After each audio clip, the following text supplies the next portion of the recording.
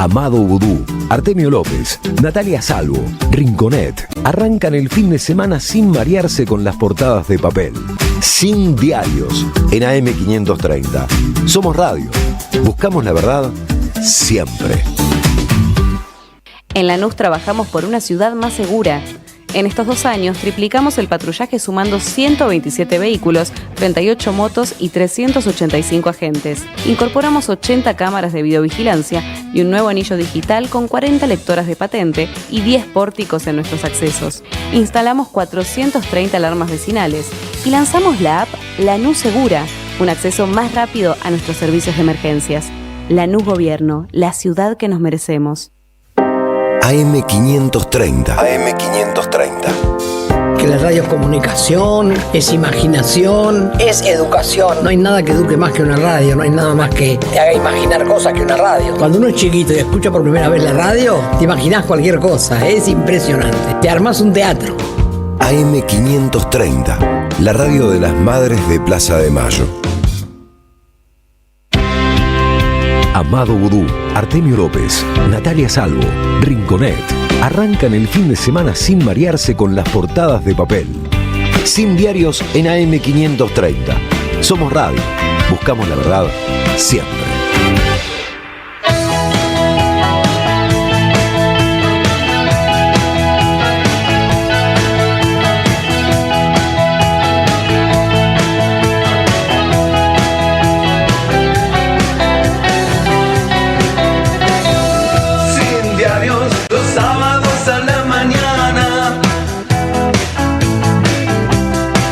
Despierta la cabeza, muy abierto el corazón. Sin diarios para poder soñar con ganas. Es ahora, es acá, pensar que hay un mañana, sentir que hay un mañana mejor. Sin diarios voy.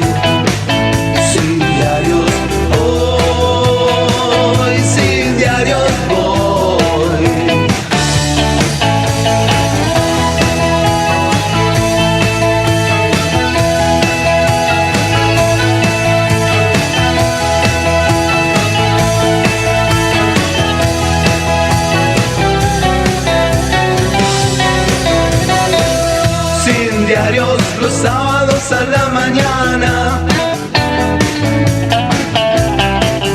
Ya sabes que la verdad es nuestra religión. Sin diarios, que nadie nos cuente macanas. Un lugar ideal para entender qué pasa, para saber qué pasa, qué pasa hoy. Sin diarios voy. Sin diarios voy. Sin diarios voy. Hoy sin diarios voy. Sin diarios hoy. Sin diarios voy. Sin diarios.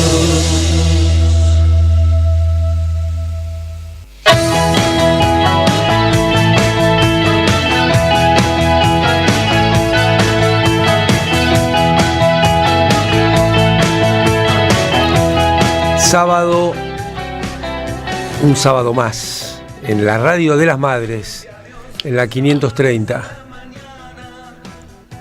Peligro, cuidado. Peligro, cuidado en la Argentina. En la Argentina de las madres, en la Argentina de los 30.000. Peligro, cuidado. En esta Argentina, donde el 4 de julio, en el planetario de la ciudad de Buenos Aires, se celebró la independencia de los Estados Unidos con show de luces incluido, poniendo la bandera de los Estados Unidos en el planetario. Y no se celebró mayormente el 9 de julio. O mejor dicho, para cómo se celebró, qué bueno olvidar. En esta Argentina donde por primera vez en su historia un presidente fue a la celebración de la independencia de los Estados Unidos en la Embajada de Estados Unidos. ¿Habrá entrado con pasaporte o ya tendrá una green card para entrar en territorio de Estados Unidos dentro de la Argentina?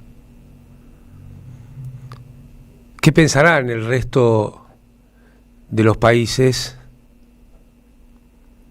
cuando Argentina resuelve su estatus colonial con las acciones del presidente?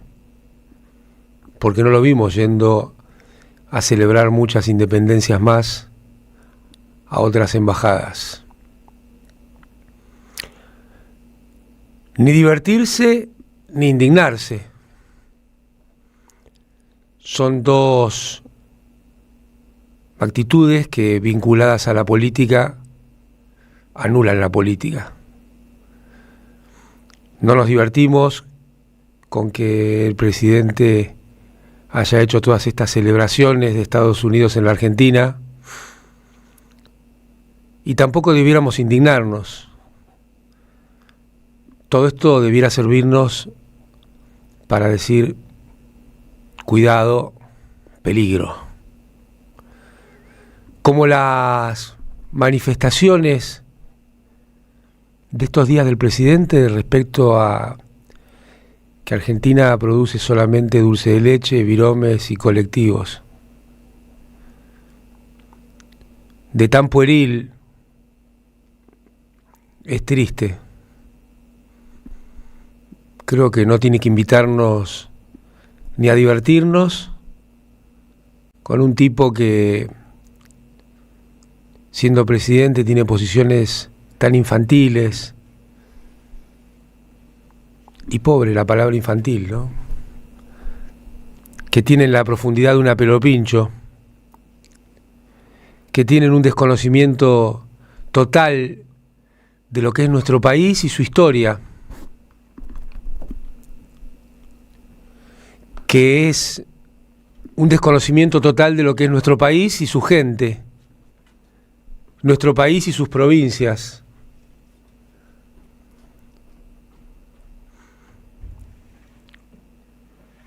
¿Qué puede haber sin industrialización desde el punto de vista del trabajo, de los buenos salarios? Claro, una colonia, un país donde el presidente va a celebrar a la Embajada de Estados Unidos su independencia, y en el día de la nuestra, de la suya también, se despacha diciendo que Argentina no produce nada. Y las vinculaciones más groseras, pelotudas, que en nuestro país habría obesidad porque solo produce dulce de leche. Claro, para producir dulce de leche hay que producir leche, azúcar, energía para calentarlo y mezclar esa leche con ese azúcar. Son todas cosas que por la cabeza de este hombre no pasan ni cerca, ¿no? Ese país que él imagina importando todo y exportando bienes naturales comunes no tiene lugar para el pueblo argentino. No es una novedad. Así pensaba Rivadavia, así pensaba Macri, sobre todo aquí desde la Radio de las Madres, así pensaba Martínez de Oz, más que Videla, porque hay que entender que la violencia, los asesinatos, los robos de bebés, la tortura, en Argentina tuvo que ver con la imposición de un modelo socioeconómico donde las mayorías no se animaran a abrir la boca y fueran los nuevos sirvientes del virreinato de Argentina.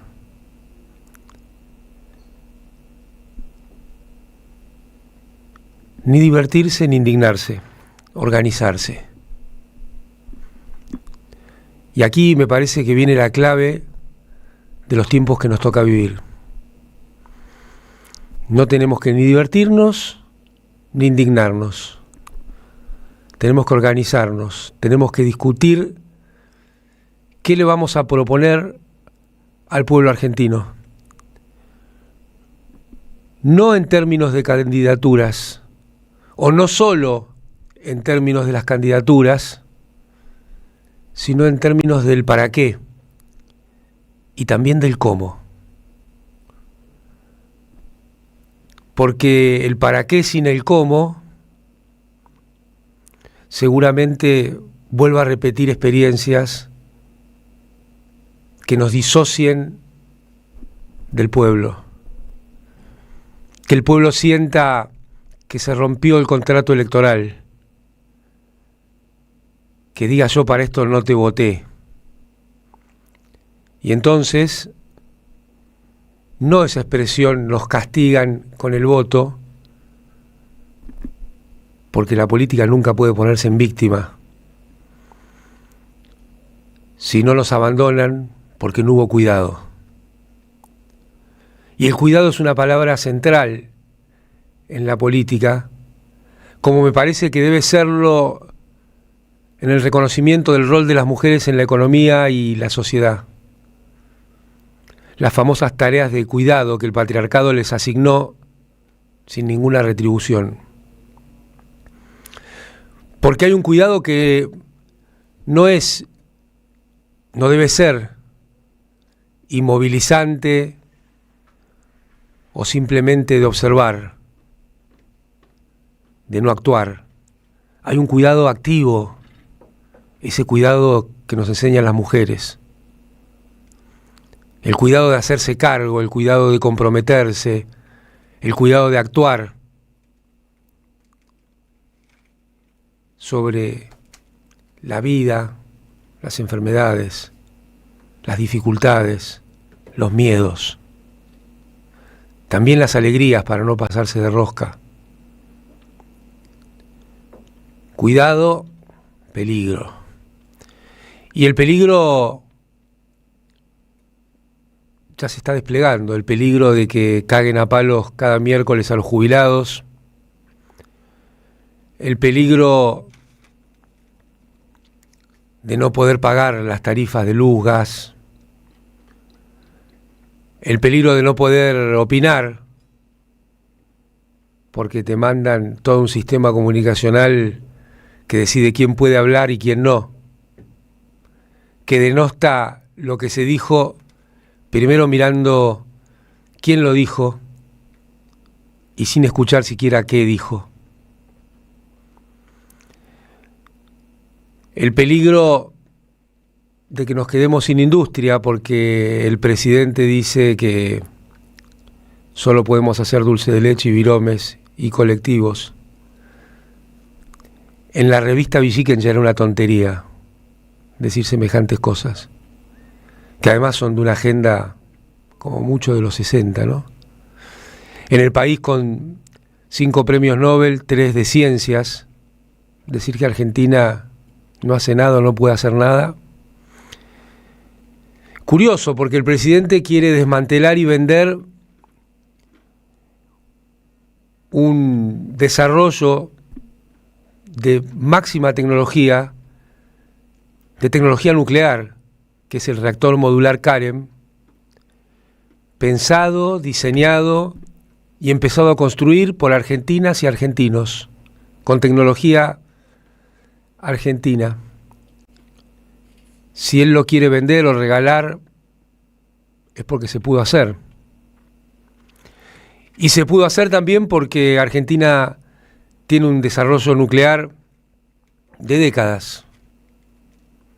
Y Argentina puede hacer autos que los puede exportar, alimentos que los exporta.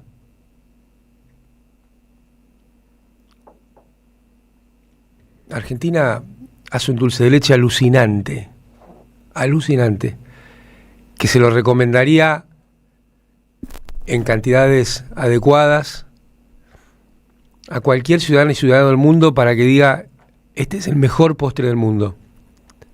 Pero no es lo único que podemos hacer. Presidente, ni nos burlamos, ni nos indignamos. Simplemente decimos que es una tontería y que es parte de un proceso de intento de destrucción de la Argentina. Y me parece que el pueblo, si la política se organiza de verdad y se decide a cuidar, no a cuidarse, va a hacer que esta historia en las elecciones del año que viene se revierta y volvamos a estar orgullosos de lo que hacemos. Nuestra industria textil, que hoy también está desmantelada y son miles y miles de puestos de trabajo. Nuestra educación pública, que también es hacer algo. Educar también es hacer algo. Por eso no lo tomemos a risa, que recontra da para reírse. Yo creo que le queda corto hasta Capusotto, esos sociólogos ex ante de la Argentina que son Capusotto y Saborido, que imaginaron todos los personajes que fueron apareciendo. Y pienso en Vicky Vainilla, pero podríamos pensar en tantos otros. Les queda muy lejos semejante personaje también, ¿no? El que dice que Argentina solo puede hacer dulce de leche, viromes y colectivos. Nosotras y nosotros sabemos todo lo que puede ser Argentina. Sabemos que podemos hacer un país en el cual nos cuidamos entre todas y todos. Un país en el cual hay buenos salarios y entonces las grandes mayorías pueden pensar en irse de vacaciones, en vacaciones pagas, porque tienen un sistema que los cuida o que los cuidaba, de leyes del trabajo. Pero en serio, ni nos riemos ni nos indignemos. Organicémonos, preparémonos para cuidarnos entre todas y todos, porque el peligro es grande. Cristina, presa y proscripta, es parte del peligro, porque también tiene que ver con el peligro de que nadie se anime a hacer lo que hay que hacer, de que por miedo a terminar preso, presa y proscripta, no se atrevan a firmar lo que hay que firmar, a enfrentar lo que hay que enfrentar. Los poderes que pretenden que Argentina siga festejando más el 4 de julio en el Planetario que el 9 de julio en Tucumán. Argentina sin energía barata, sin comida barata, va a ir por ese camino de festejar más el 4 de julio que el 9 de julio. Y esos festejos son para muy poquitas y muy poquitos. En ese país las grandes mayorías no tienen nada que festejar. Ni siquiera festejarnos, soñar y construir la patria libre, justa y soberana. Por eso para nosotras y nosotros, Cristina libre, Cristina candidata, no es una consigna, es un programa político. Para ella, pero sobre todo para el campo nacional y popular. Un emblema que muestra lo que hay que hacer. y no perdamos más tiempo. Lo que hay que hacer es decirle a nuestro pueblo, cada vez que se toma la palabra, qué se va a hacer desde el primer día cuando empecemos a gobernar el próximo año, después de las elecciones. Que van a estar los remedios gratis para todas y todos los adultos mayores, que todos y todas quienes perdieron su puesto de trabajo en el sector público lo van a recuperar, que va a haber crédito y políticas de protección industrial para que podamos fabricar gomas, caños, ropa,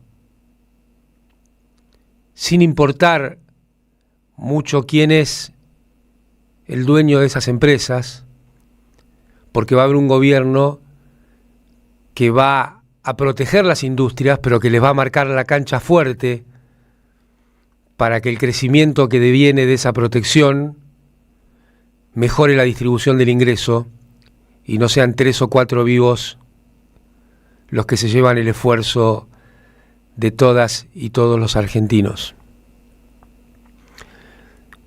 El cuidado, sobre todo el cuidado colectivo, es política.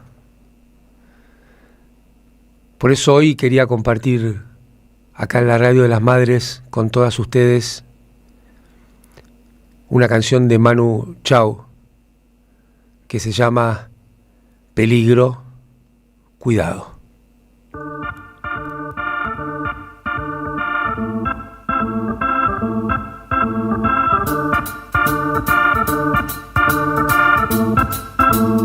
Vamos que nos vamos a mojar.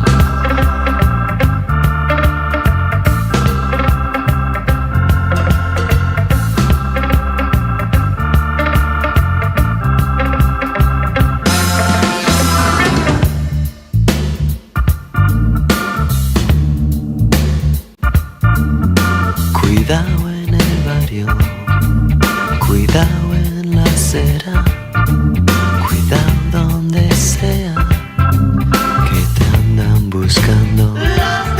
Seguridad,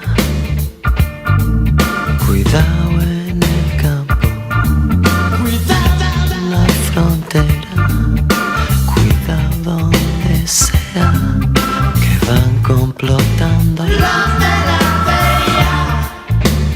Peligrosos del barrio de Guatemala, peligrosos del barrio de Nicaragua.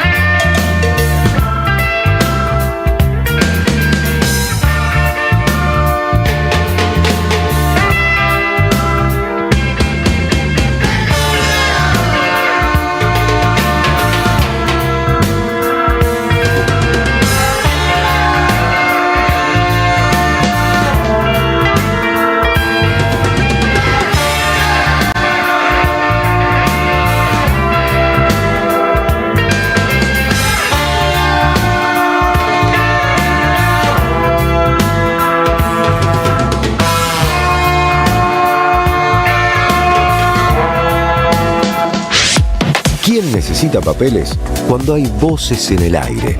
Sin diarios. Sábados de 9 a 11. AM 530 Somos Radio. Buscamos la verdad siempre. En el país donde las pulgas sueñan con comprarse un perro, una señal nunca se apaga. Y quien se acerca, se enciende. AM 530. 20 años. Somos radio. Somos comunidad.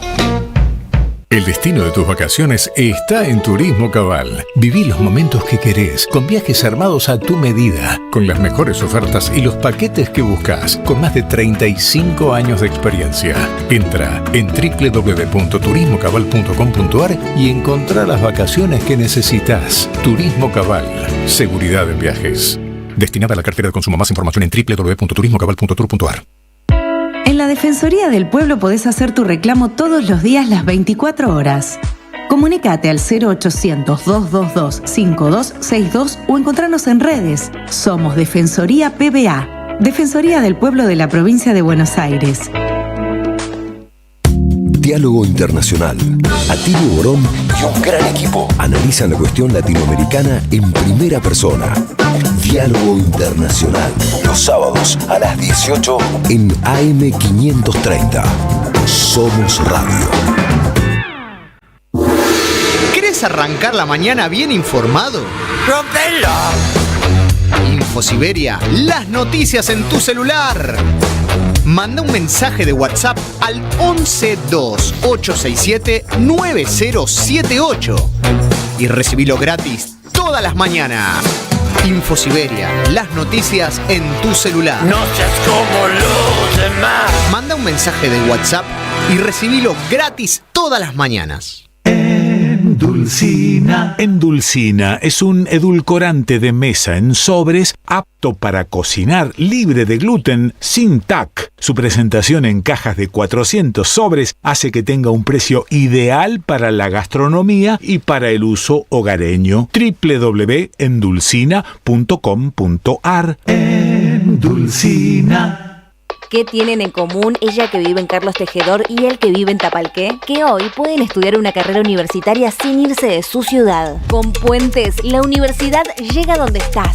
Más de 50 centros universitarios en 80 municipios, junto a 25 universidades públicas. Distintas carreras, miles de estudiantes y algo en común: estar cerca de casa. Con Puentes, la universidad más cerca. Gobierno de la Provincia de Buenos Aires. Yerba mate La Buena. Conserva el aroma y sus propiedades de origen.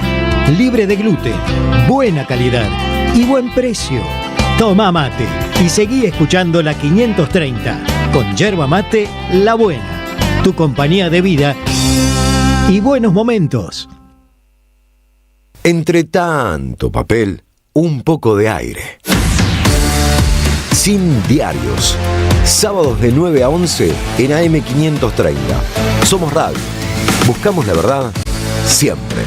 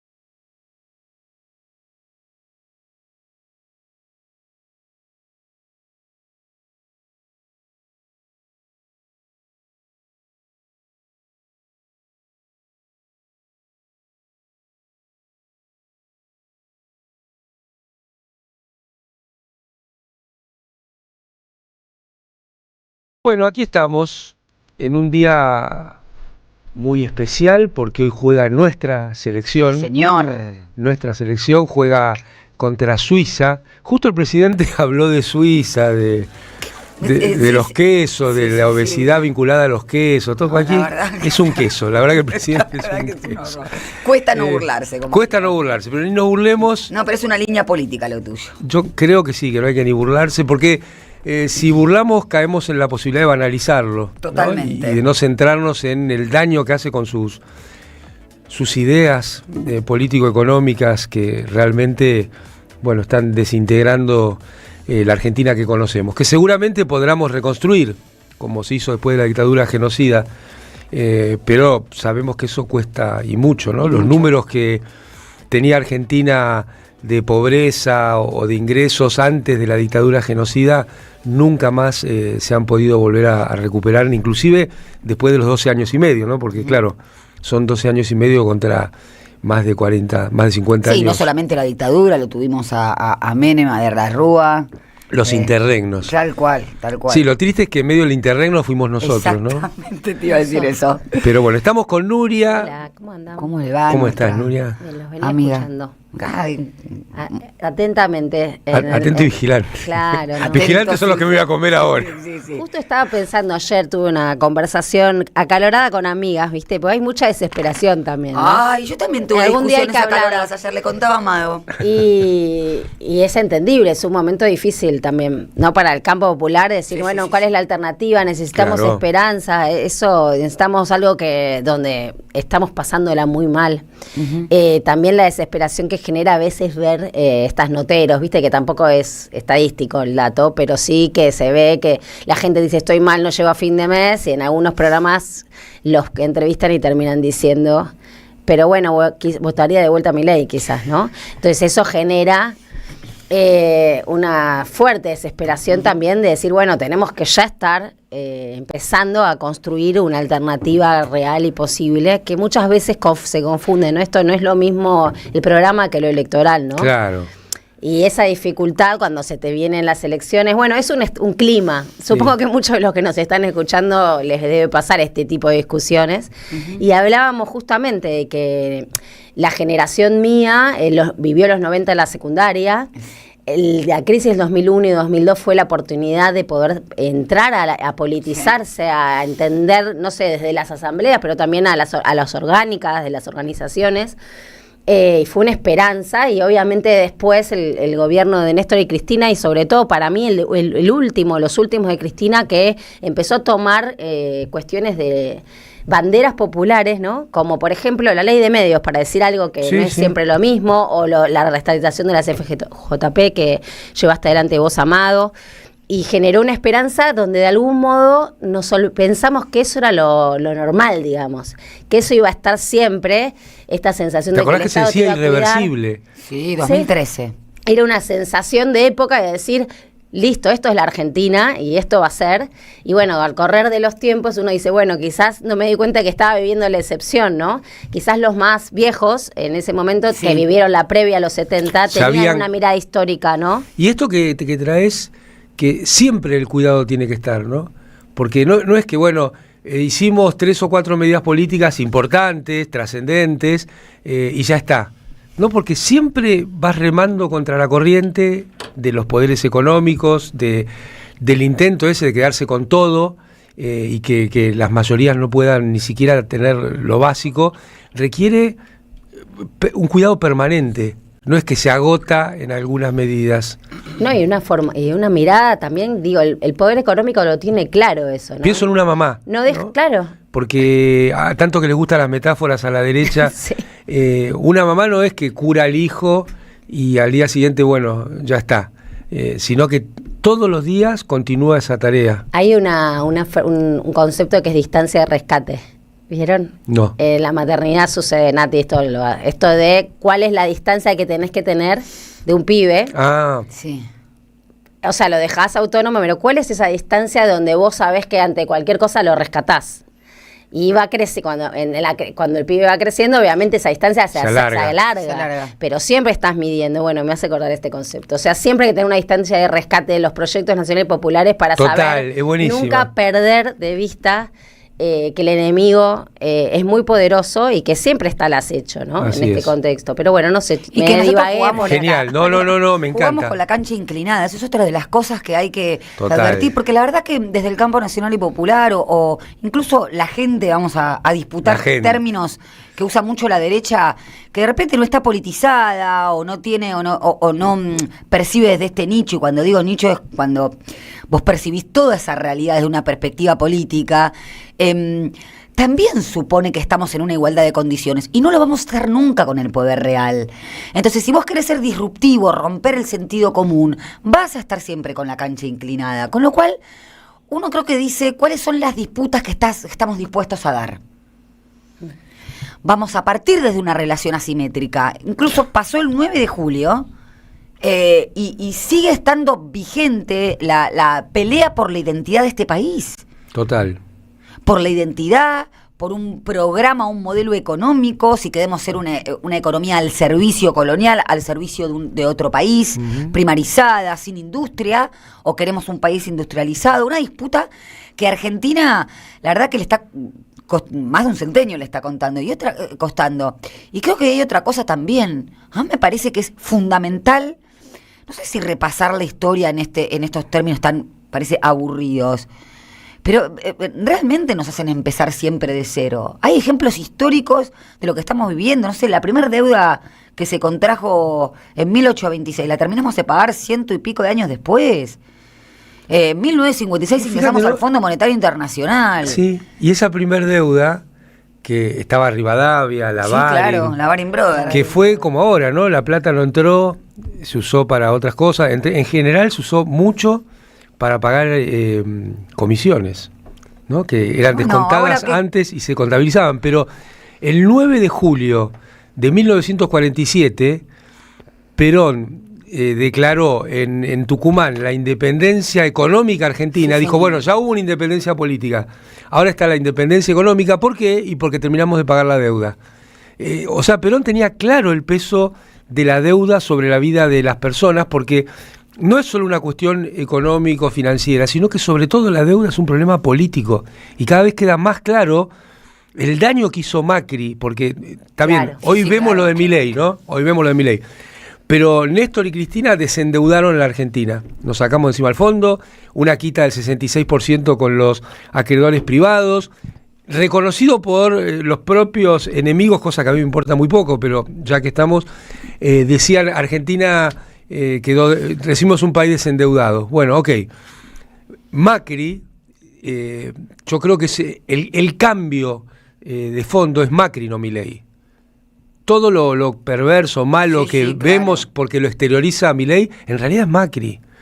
Es Macri que fue quien modificó el rumbo de la Argentina en una forma tan violenta y lo imperdonable de que el gobierno de Alberto Fernández haya continuado las políticas de Macri en el tema deuda, sin duda, porque Guzmán se ocupó de que el fondo saliera ganando respecto de la Argentina y convirtió en ley la deuda de Macri, pero también en la política exterior, ¿no? Esta política pro-norteamericana que inaugura Macri, la continúa profundamente el presidente Alberto Fernández con personajes como Gustavo Vélez, y cómo quedaron trabadas, por ejemplo, las represas Kirchner-Zepernik, solamente porque eran financiadas con capitales chinos.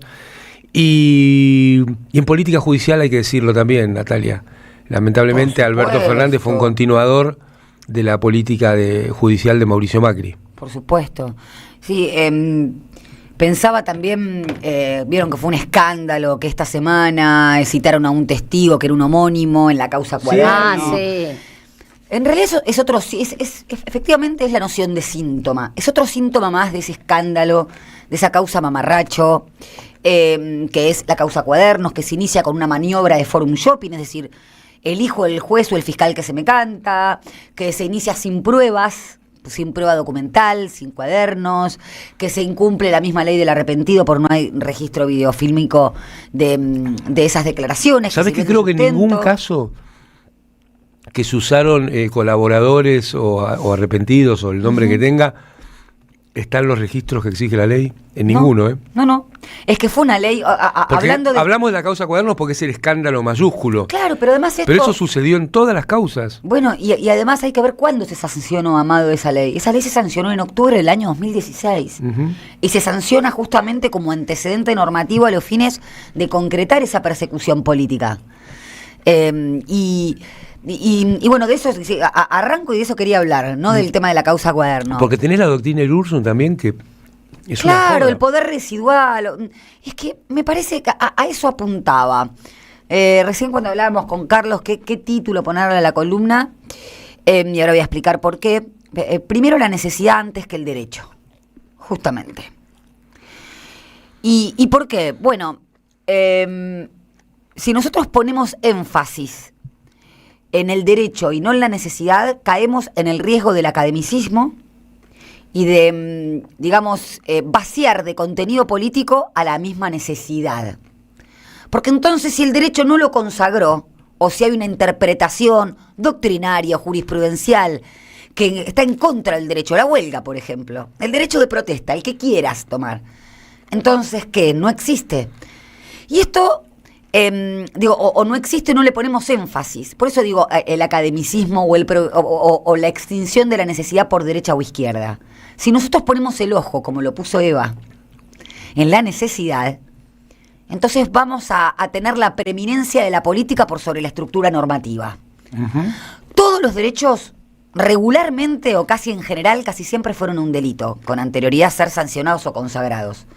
La huelga, vamos a otra disciplina, claro. El divorcio, o un acto ilícito, un delito o un acto ilícito. El mismo derecho de libre asociación con fines útiles. Sí, un trabajo, que es la esclavitud. Exactamente. Entonces, por eso digo, ojo, muy la bueno. Necesidad, ponerle el énfasis en la necesidad, es poner el énfasis en la política. Es no creer que necesitamos de manera colonizadora el reconocimiento de un derecho para pelear o disputar por la dignidad de las personas. No, esto no se me ocurrió a mí. Les cuento un poco el porque se lo escuché al padre Carlos Acaputo, presbítero titular de la Pastoral Social, que lo invitamos a hablar con motivo de la Noche de las Corbatas, que ahora iba a hablar justamente de eso, y él mencionaba esto. Primero la necesidad, después el derecho. Pues claro, éramos en ese congreso muchos abogados y abogadas, y cuando habla desde una perspectiva solo de la disciplina, se pierde, digamos, lo real. No deja permear lo interdisciplinario. Y también perdés el fin, Amado, algo que vos decís esto, siempre. Creemos, en este caso, que nuestra disciplina es el fin, y nuestra disciplina es un instrumento más. Claro. Del mismo modo que la economía tiene sus instrumentos. ¿Dónde está el fin? Sobre todo en una sociedad que cada vez deshumaniza más y mercantiliza más. Total. Entonces, no tengamos miedo a decir, hay una necesidad. Entonces, es en contra del derecho. Pues ya los romanos hablaban de las costumbres contra legem, que eran en contra de la ley. Cuando esa costumbre en contra de la ley se hace recurrente, se hace repetitiva y hay un deseo social de que eso necesita una cobertura, entonces se transforma el derecho. No estoy llamando a romper con el orden jurídico. Lo que estoy diciendo es que efectivamente la pata judicial es actualmente, como dice Rinco, al que le mandamos un besazo enorme. Trasandino. Trasandino es un grupo de tareas, el grupo de tareas que antes eran los milicos. Claro. Son un instrumento de ese poder real. De ese poder que en alianza hoy en día con un poder transnacional, que tiene mayor poder justamente que un mismo Estado, nos saca los recursos estratégicos, los puertos, los canales, el agua dulce, el transporte de gas. Entonces, ¿qué diferencia hay con el latifundio amado del siglo XIX con el actual latifundio, digamos, extranjero? O que a través de ONGs o de fideicomisos tenemos a otros estados dentro de nuestro estado. Uh-huh. Hablo un poquito de lo que quería hablar, que era de esto. Primero la necesidad, el derecho después. Porque vamos a tener una perspectiva política. Si no, nos vamos a quedar haciendo protocolos de cómo sortear el protocolo de Bullrich.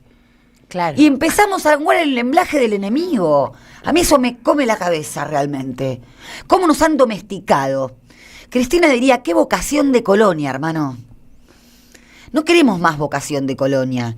Y para salir de la vocación de colonia, estamos en un momento en donde bajó la marea y se ve quiénes son enanos y dónde están las convicciones de cada uno y cada una.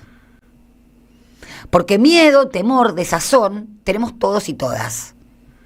Pero en estos momentos, en donde surgen las madres, las abuelas, los militantes, los sueños, porque si no nos convierten en tecnócratas. Y voy un poquito a esto de la noche de las corbatas, porque tiene que ver, Amado. La noche de las corbatas, para nuestra oyentada y para los que no saben, o las que no saben, sucedió entre el 6 y el 8 de julio de 1977 en la ciudad de Mar del Plata. Así es. En el marco de la dictadura cívico-militar hubo un plan sistemático, y esto es lo importante, hubo una sistematicidad en la desaparición de abogados laboralistas. Después nos llamaron narcomenudeadores y mafiosos. ¿Pero por qué abogados laboralistas? Más allá de que el 6 de julio está consagrado por ley como el día víctima del abogado víctima del terrorismo de Estado y el 7 de julio el día del abogado laboralista. Ley 27115, instancias de Héctor Recalde, del año 2014. Porque esos abogados, en Mar del Plata, una ciudad pujante, bueno, acá tenemos un marplatense, una ciudad con industria textil, pesquera, alimentaria. También, pujante, había abogados que defendían a esos trabajadores, y esos abogados, Arestín, Alais, Fresneda, Candeloro, Centeno, el titular, el creador de la ley de contrato de trabajo, eran abogados laboralistas que con distinta afiliación política, pero muy distinta, defendían laburantes en ese marco. Y la estructura cívico-militar lo que vino fue a desmantelar ese estado de bienestar de derechos y a instaurar un modelo económico en donde la industria, la producción, no hacían falta, y sí hacía falta una ley de entidades financieras, ahí está la estructura normativa, y una economía rentística financiera. Bueno, en ese momento los milicos, cuando los llevaron a la cueva, al centro clandestino que operaba en Mar del Plata, lo que les dijeron en la mesa de tortura es que la ley eran ellos. Ahora la ley somos nosotros. Se lo dijeron así. Se los dijeron así en La Picana. Esto, la mujer de Candeloro, ahora después le voy a hacer justicia a su nombre, Vive, que escuchó su último grito a su marido, al papá de sus hijos. Los secuestraron a los dos. Sí, los secuestraron a los dos, ella violada, por supuesto, escuchó justamente esto. Ahora la ley somos nosotros, en la mesa de tortura. Esa sustitución del poder militar por hoy, lo que es el poder judicial de persecución. Y recordaba que lo sacó a colación una nota, que el secretario de Asuntos Institucionales de la dictadura, creo que Ruiz Palacio se llamaba, cuando el Colegio de Abogados de Mar del Plata fue a consultar por estos abogados, les mencionaba los nombres y Ruiz Palacio les decía maoísta, leninista, por ejemplo, vudú, leninista, peronista. Entonces, cuando no nos damos cuenta... Tenían toda la tira... Que esa estigmatización es la narrativa de cobertura para poder deshumanizar y decir, algo habrán hecho, bien muertos están, y la cobardía, Amado. La cobardía del que no se atreve a decir, creo que están bien muertos. Yo me van a disculpar, es algo personal, estamos todos con mucha desazón, pero la derecha dice que hay una grieta moral. Yo efectivamente creo que hay una grieta moral. Claro. Y la grieta moral está en que no te importe que caen a patadas a los viejos, que digas algo habrán hecho, no se procuraron una buena vejez, como yo he escuchado decir, o simplemente que no te importe que le saquen las pensiones a las personas con discapacidad. Eso habla, no de si sos o no sos peronista, que te cagues en lo que le pasa al otro. Y a mí me parece que si una dictadura cívico-militar fue posible, y también con un lucha y vuelve fue posible el retorno de la democracia, fue porque hubo una grieta moral. De los que defendían la vida, efectivamente defendían la vida y la dignidad, y los que querían realmente la supresión del otro. Y a mí me parece que está el ánimo militante. No podemos perder la esperanza en ese sentido. Las madres y las abuelas nos enseñaron a luchar por la vida. Y la vida implica que todos seamos felices y podamos comer, por lo menos. Que podamos vivir libres. Y lo recordamos ahora, el 9 de julio, porque la libertad es como el poder. Es una relación. Y si a vos te tienen sometido con una deuda y sujetado y no podés morfar, no sos libre. No sos libre con la mente. Así que en recuerdo, cierro con esto y les cuento que hicimos en la bancaria, gracias a la generosidad de Sergio Palazzo, con la corriente de abogados y abogadas laboralistas, 7 de julio, en conmemoración a la Noche de las Corbatas, de la que presido, una jornada en donde invitamos a todos los espacios, a muchos de los espacios más importantes de laboralistas. Y logramos unir, más allá de las diferencias, porque estamos en un momento en que si no podemos mostrar esa nobleza de la unión con una agenda, el respeto y la dignidad de los laburantes, los que estamos en contra de la dictadura, con el fascismo no se negocia. No queremos a la dictadura, en ese sentido. Pero también a jueces y juezas, o ex jueces que nos vinieron a hablar sobre un poder judicial popular. Y en tercer lugar, un panel sindical en el que estuvo también Abel Furlan, y cuenta esta persecución sindical y cómo van quebrando los sindicatos también, ¿no? Qué bien. No permitamos que nos quiebren. Y esto, ahora que está bajando la marea, que nos queda poco, que vemos las cabezas de todos los enanos y las enanas, reivindiquemos de manera necia las convicciones por la dignidad, por nuestros pibes, por nuestras pibas, y siempre yendo para adelante en ese sentido. Probablemente no lo veamos, pero va a valer la pena. Así que cerramos con el tema de tendría que ser a mi estilo romántico. Se lo dedico a Rinco, que él elegiría el mismo que yo. Libre, de Nino Bravo.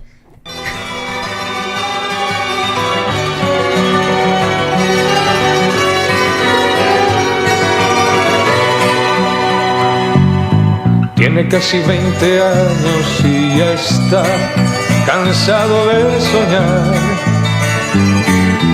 pero tras la frontera está su hogar, su mundo y su ciudad. Piensa que la alambrada solo es un trozo de metal, algo que nunca puede detener sus ansias de volar.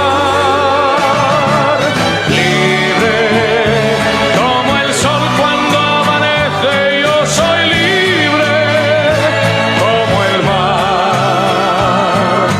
Libre como el ave que escapó de su prisión y puede al fin volar. Libre como el viento que recoge mi lamento y mi pesar, camino sin cesar detrás de la verdad y sabré lo que es al fin la libertad.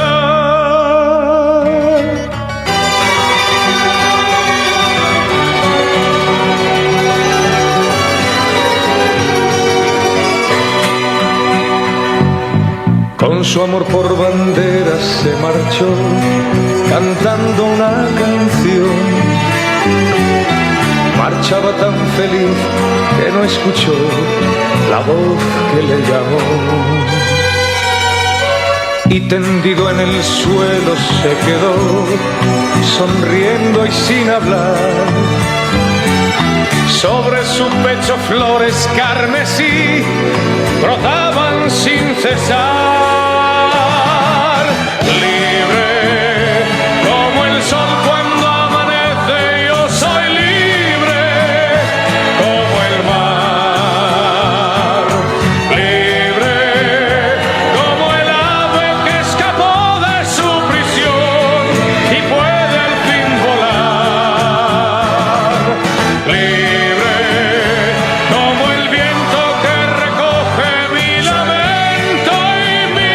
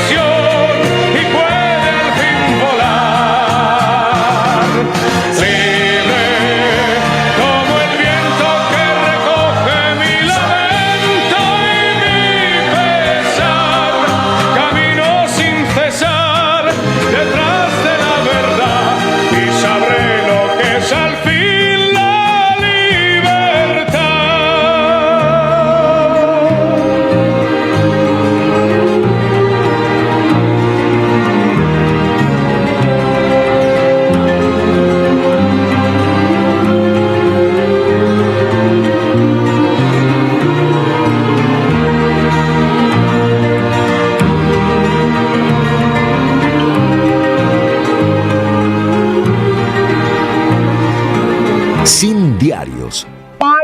La comunidad 530 ya es una realidad y necesitamos que siga creciendo. Tu suscripción es imprescindible para que esto sea posible. Súmate a la comunidad 530. Tendrás la posibilidad de recibir entradas de teatro, recitales, invitaciones a charlas y descuentos en productos y comercios. Bancá a la 530. La radio de las madres te necesita.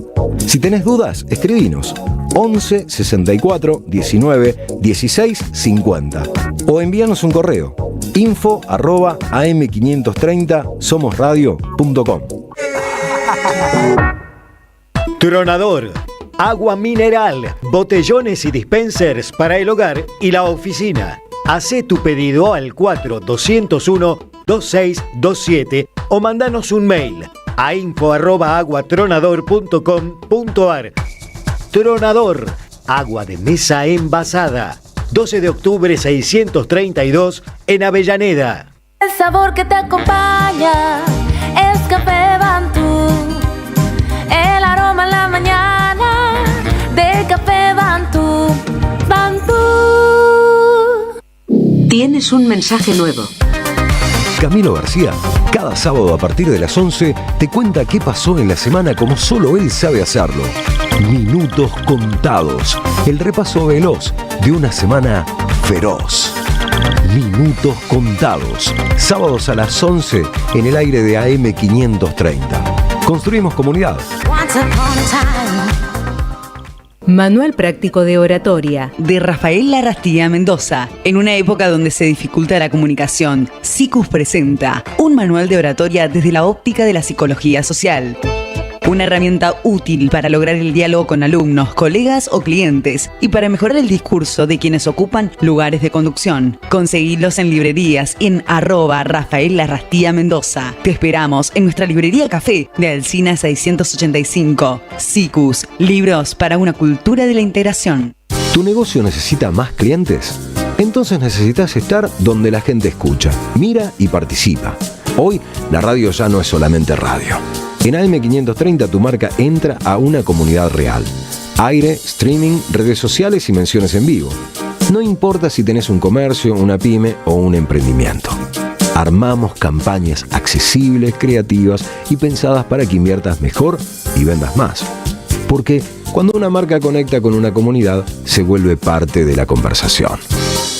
Mandanos un WhatsApp al 11 64 19 16 50 o escribinos a nuestro mail anuncios@am530@gmail.com y armemos juntos una propuesta para tu negocio. Sin diarios. En AM530 somos radio. Buscamos la verdad siempre.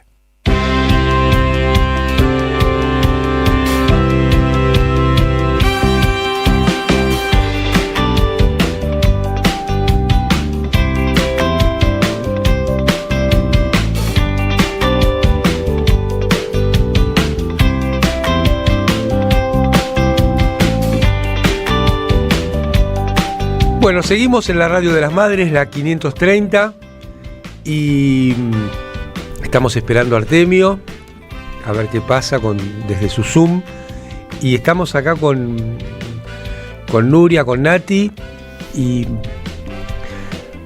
muchas gracias por los mensajes, ¿no? Estaba recién resumiendo, es muy difícil porque son muchísimos, pero María de Río Colorado, Emanuel Luque, Juan de Palomar, Liliana de Caballito, Adriana de Rosario, Teresa de Córdoba, Augusto de Caballito, Gerardo de Bragado, Rodolfo de Villa Pueyrredón. Muchas gracias por los mensajes que van llegando y sigan mandando porque así vamos construyendo la comunidad. La radio de las madres sigue con todo, con un gran esfuerzo, así que agradecemos mucho a las autoridades de la radio por sostener y por mantener con muchas dificultades, así que a las trabajadoras y trabajadores también un abrazo enorme, porque son quienes hacen posible que la radio funcione.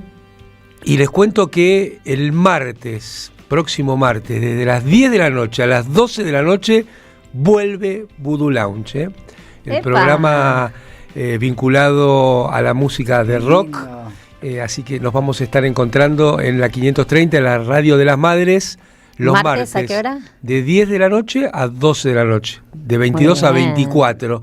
Vamos a estar haciendo el Voodoo Lounge junto con Nagus. Así que seguramente muchas y muchos de los que estén ahora escuchándonos nos volvamos a encontrar, como bueno, en cada momento de la radio, porque la verdad es que da para tenerla prendida todo el día. Es de las pocas radios que en este mundo de cosas cortas, ¿no? Donde los streamings han acortado los horarios de estar al aire. Bueno, la Radio de las Madres sigue sosteniendo de lunes a domingo todo el día programación. Bueno, Nuria, mientras seguimos esperando, vamos a escuchar cosas más importantes. Entonces. Bueno, no, me quedé... no sé si recuerdan, porque todo sucede tan rápido y cambia las semanas, pero la semana pasada, de hecho Rinco el sábado pasado lo pasó el audio, tuvimos al flamante vocero presidencial, el nuevo, ¿no? El sucesor de Adorni, hablando del tema de las tarifas, ¿no?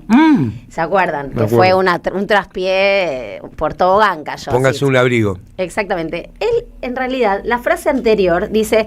Si tengo que duplicar el gas, te tengo que duplicar el agua, te tengo que duplicar el costo de la electricidad, eso también conduce, dice, a otro tipo de acciones en las familias. Por ejemplo, decir, bueno, ahora que está más caro el gas, voy a tratar de abrigarme más para que prender el gas, ¿no? Esa reflexión. Duplicar mandó aparte, no se guardó nada, ¿eh? Por eso, o sea... Fue un sincericidio en realidad, ¿no?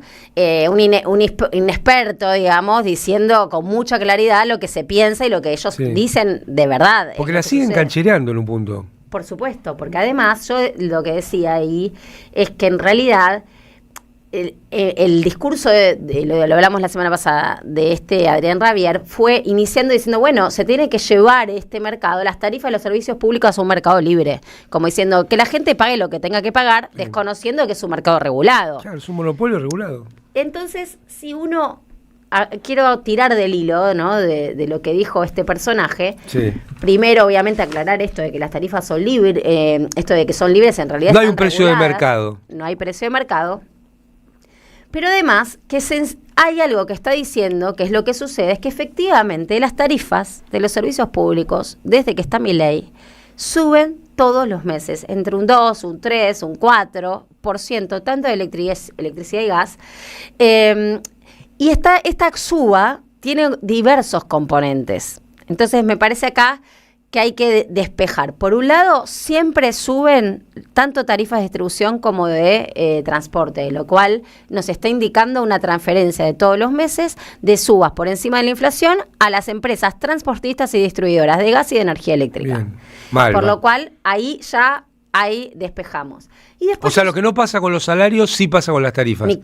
Por supuesto. Todos los meses le ganan a la inflación. Todos los meses le ganan a la tarifa. Pero cuando uno habla de tarifas, el sentido común uno se imagina la factura que te llega. Yo digo, dentro de la factura que te llega, hay dos componentes que nunca pierden y que de hecho ganan por encima de la inflación, que transporte son y distribución. Empresas transportistas y distribuidoras de energía eléctrica y de gas natural. Eso por un lado. Y después está el componente de los subsidios, ¿no? Porque detrás del tema de las tarifas, lo que te está diciendo este tipo es, las tarifas, pagá lo que tengas que pagar, abrígate si no podés pagar, pero en realidad detrás de eso está porque a estas empresas les vamos a seguir dando renta por decisión del Estado Nacional, ¿no? No es el mercado. Libre, no es el mercado. Hay nombre y apellido detrás de esta decisión de que vos te tengas que abrigar porque no puedes pagar. Una cosa, porque además, para llegar, es buenísimo el planteo que haces. Para llegar a abrigarte, dejaste de ir al cine, dejaste de comer postre, dejaste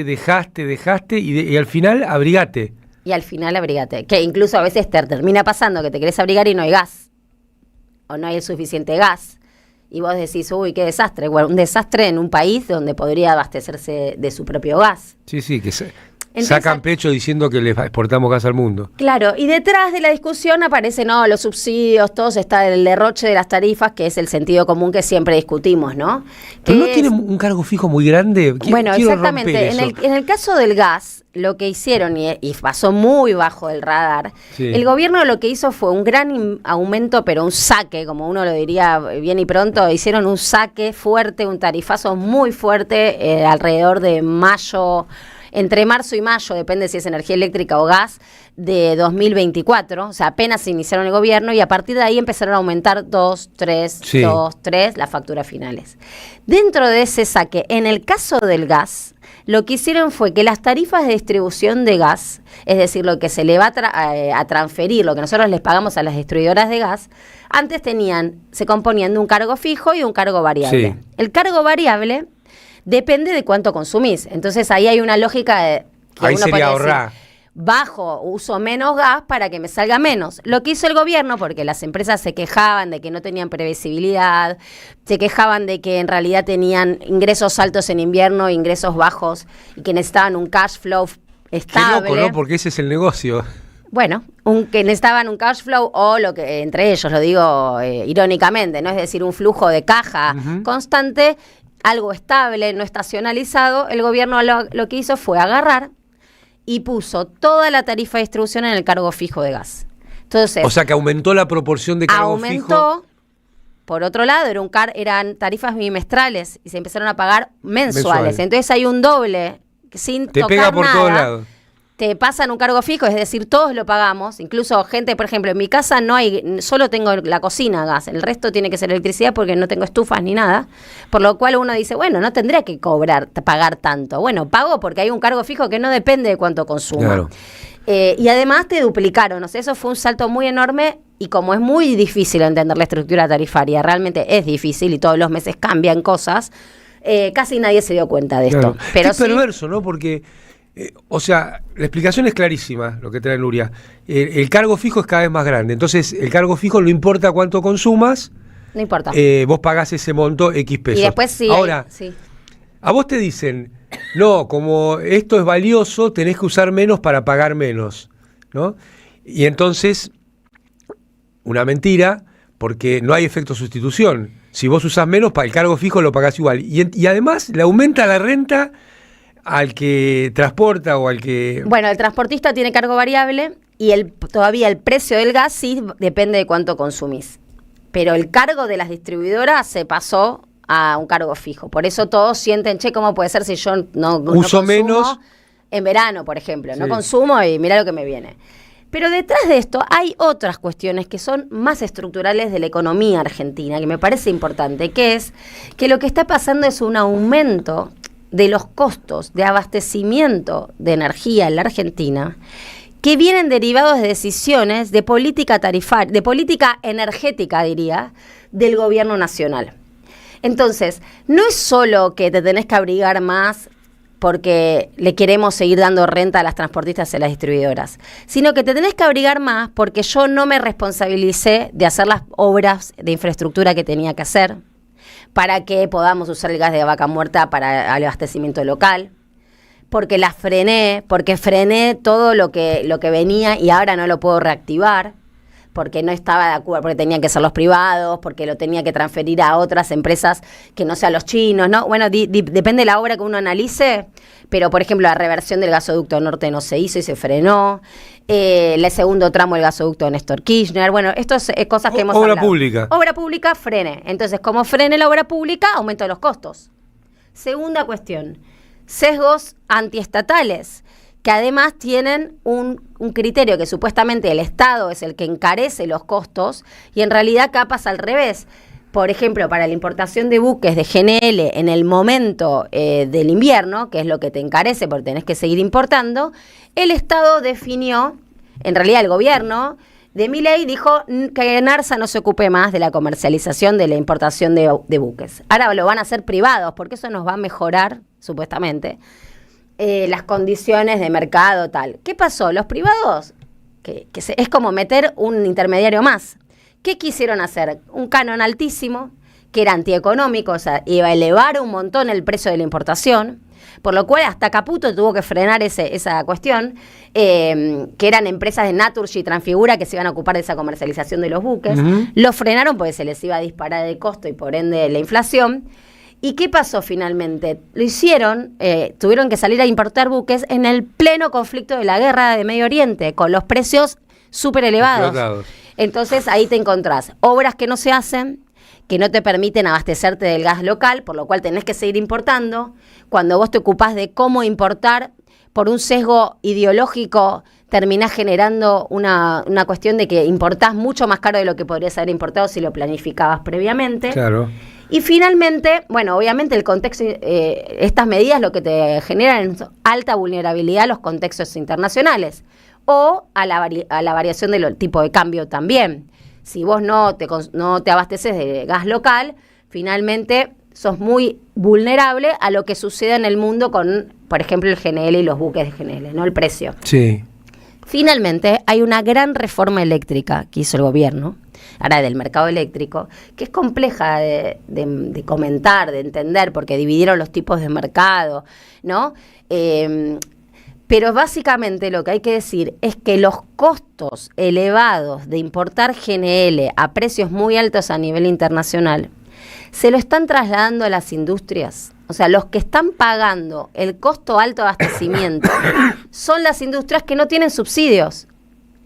Entonces, ¿en qué situación se encuentra la industria nacional? Todos los sectores productivos. Porque los residenciales vemos una quita de subsidios todos los meses, pero efectivamente el gobierno va regulando, va viendo cuánto sí, cuánto no, porque no quiere que no quiere que, o sea, va manejándolo. Después tiene el tema de la inflación.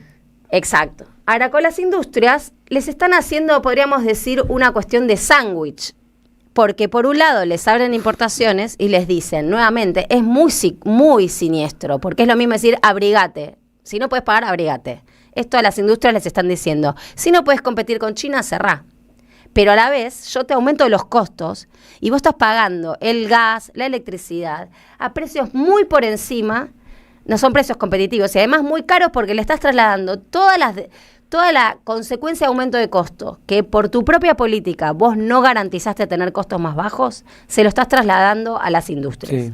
Uno podría decir, el gobierno decide quién va a ganar guita y decide que la ganen solo los del sector energía a costa de todo el sistema industrial y comercial argentino. Sí, podríamos decir eso. Y por otro lado, garantizando la concentración y centralización del capital dentro de los grandes sectores también, de la industria. Porque es decir, ¿quiénes son los primeros que no pueden competir? ¿Quiénes son los primeros que tienen que cerrar? Los que tienen menos escala. Los que tienen menos escala. Entonces, de algún modo, ¿quién se come ese mercado? Porque sí, hay sectores que quizás siguen teniendo mercado, se los comen los grandes. Entonces, lo que estamos viendo es una política que detrás de la idea de hacete cargo, no te abrigate, no te abrigues. Sí, no es hacete cargo, yo te voy a cagar. Yo te estoy cagando y encima ni siquiera lo reconozco. Es decir, es un industricidio que no solo tiene que ver con la pérdida del poder adquisitivo de las personas que no pueden comerciar, ¿no? Como decir, bueno, bajó el consumo, entonces los textiles cierran. O con China, porque bueno, no pueden competir con Shein, para decir algo. Bueno, además, el Estado está haciendo políticas directas para aumentarle los costos a las industrias. Increíble. Es decir, es realmente preocupante el panorama, pero hay que entenderlo primero. Sí, hay que entenderlo y hay que decirlo, como lo decís vos, y hay que decir qué vamos a hacer con esto, como debiera ser la dirigencia, para que en el planetario no siga flameando la bandera norteamericana. Y bueno, quiero mandarle un saludo muy grande a María Alarcón, que está escuchando, y vamos ahora a tener un invitado, así que estamos muy contentos. Adriana también, bueno, Adriana nos dice que le digamos siempre causa fotocopias y no cuadernos, así que bueno, gracias por el punto. Lo que pasa es que nosotros nos enfervorizamos y hacemos con mucha pasión este Sin Diario. Y ahora vamos a tener un amigo, un muy amigo, muy querido, que hace mucho que no veo, pero que respeto y quiero mucho, un militante, así que no les voy a decir quién, lo voy a dejar para el próximo bloque. Chachán. Así se quedan en la radio de las madres. Mientras tanto, Nuria, ¿con qué nos vas a deleitar? Bueno, vieron que dije que venía de una discusión acalorada con amigas que estamos frustradas, que no saben la esperanza. Bueno, hay un tema que escuché hace poco de Jorge Drexler, del último disco, que recomiendo mucho que lo escuchen. Sí. Que es de esos que te hacen recordar las cosas lindas de la vida. La música, el encuentro con otros y las raíces de los pueblos latinoamericanos, y en este caso rioplatense, que se llama El Tambor Chico. Muchas gracias por todo lo que nos contaste hoy del tema energía, muy interesante.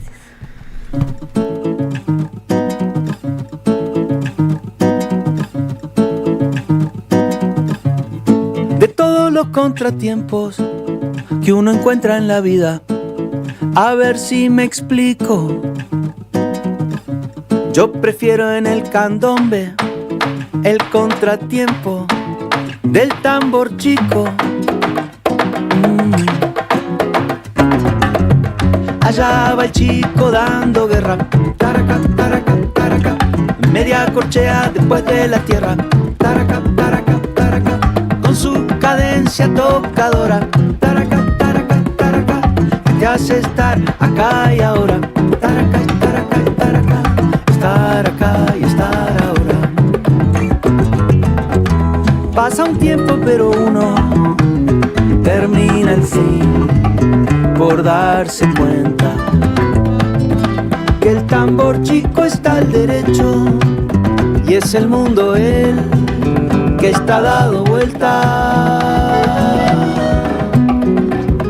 Oh.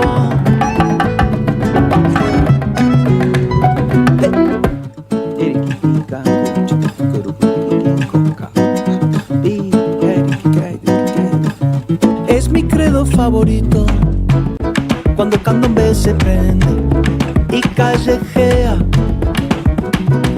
Con el tambor también se reza y la vida cabe en esa semicorchea. Allá va el chico dando guerra, taraca, taraca, taraca, media corchea después de la tierra, taraca, taraca, taraca, su corazón tambor, tambora, te hace estar acá y ahora, taraca, taraca, taraca, estar acá y estar ahora.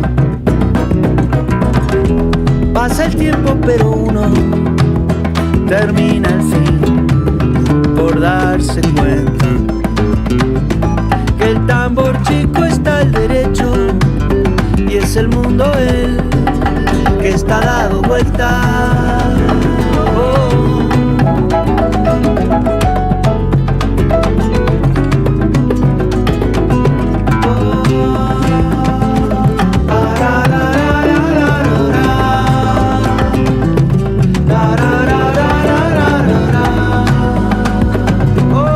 Tambor chico está al derecho y es el mundo él que está dado vuelta.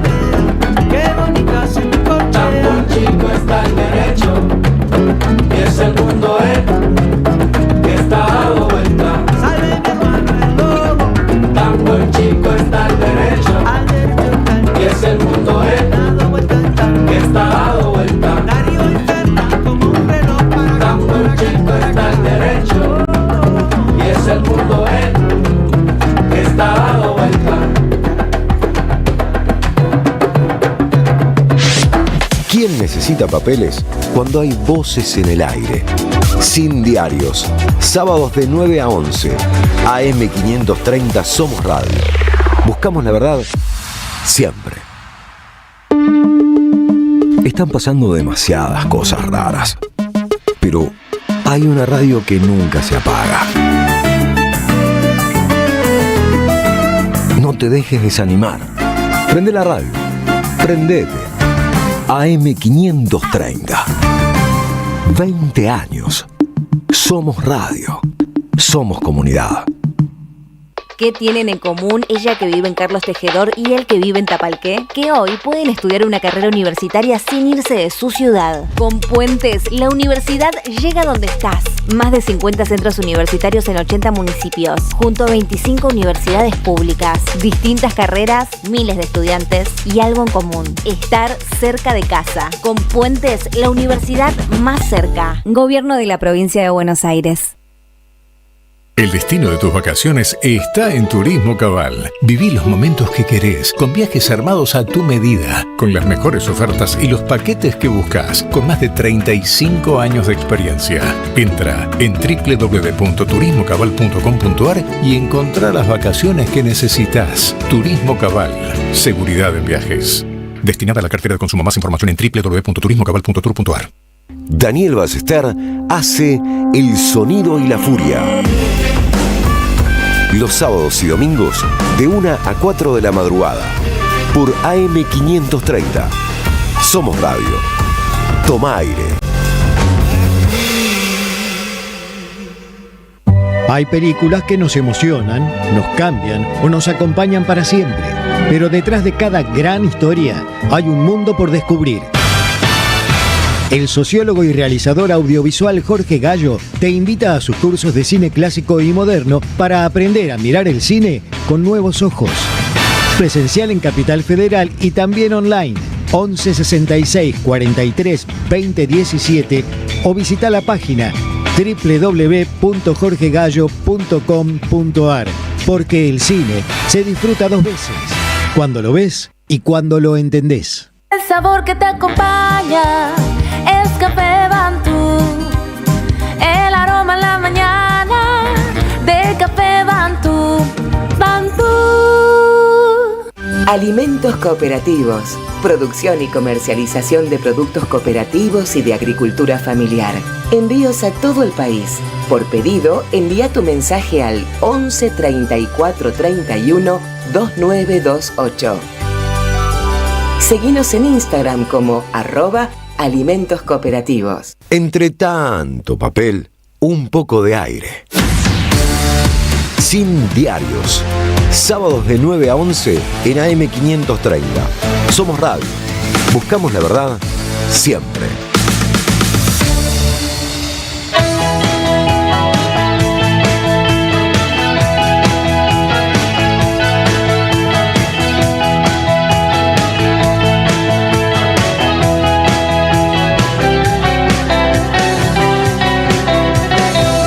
Sin diarios, los sábados a la mañana. Atentas, chicas, presten atención, no se me distraigan. Las veo muy charlatanas, me pone contento eso. Sí, de cosas trascendentes. Bueno, todo. De cosas trascendentes. No todo. Seguimos en la Radio de las Madres, en la 530, y les dije que teníamos una visita.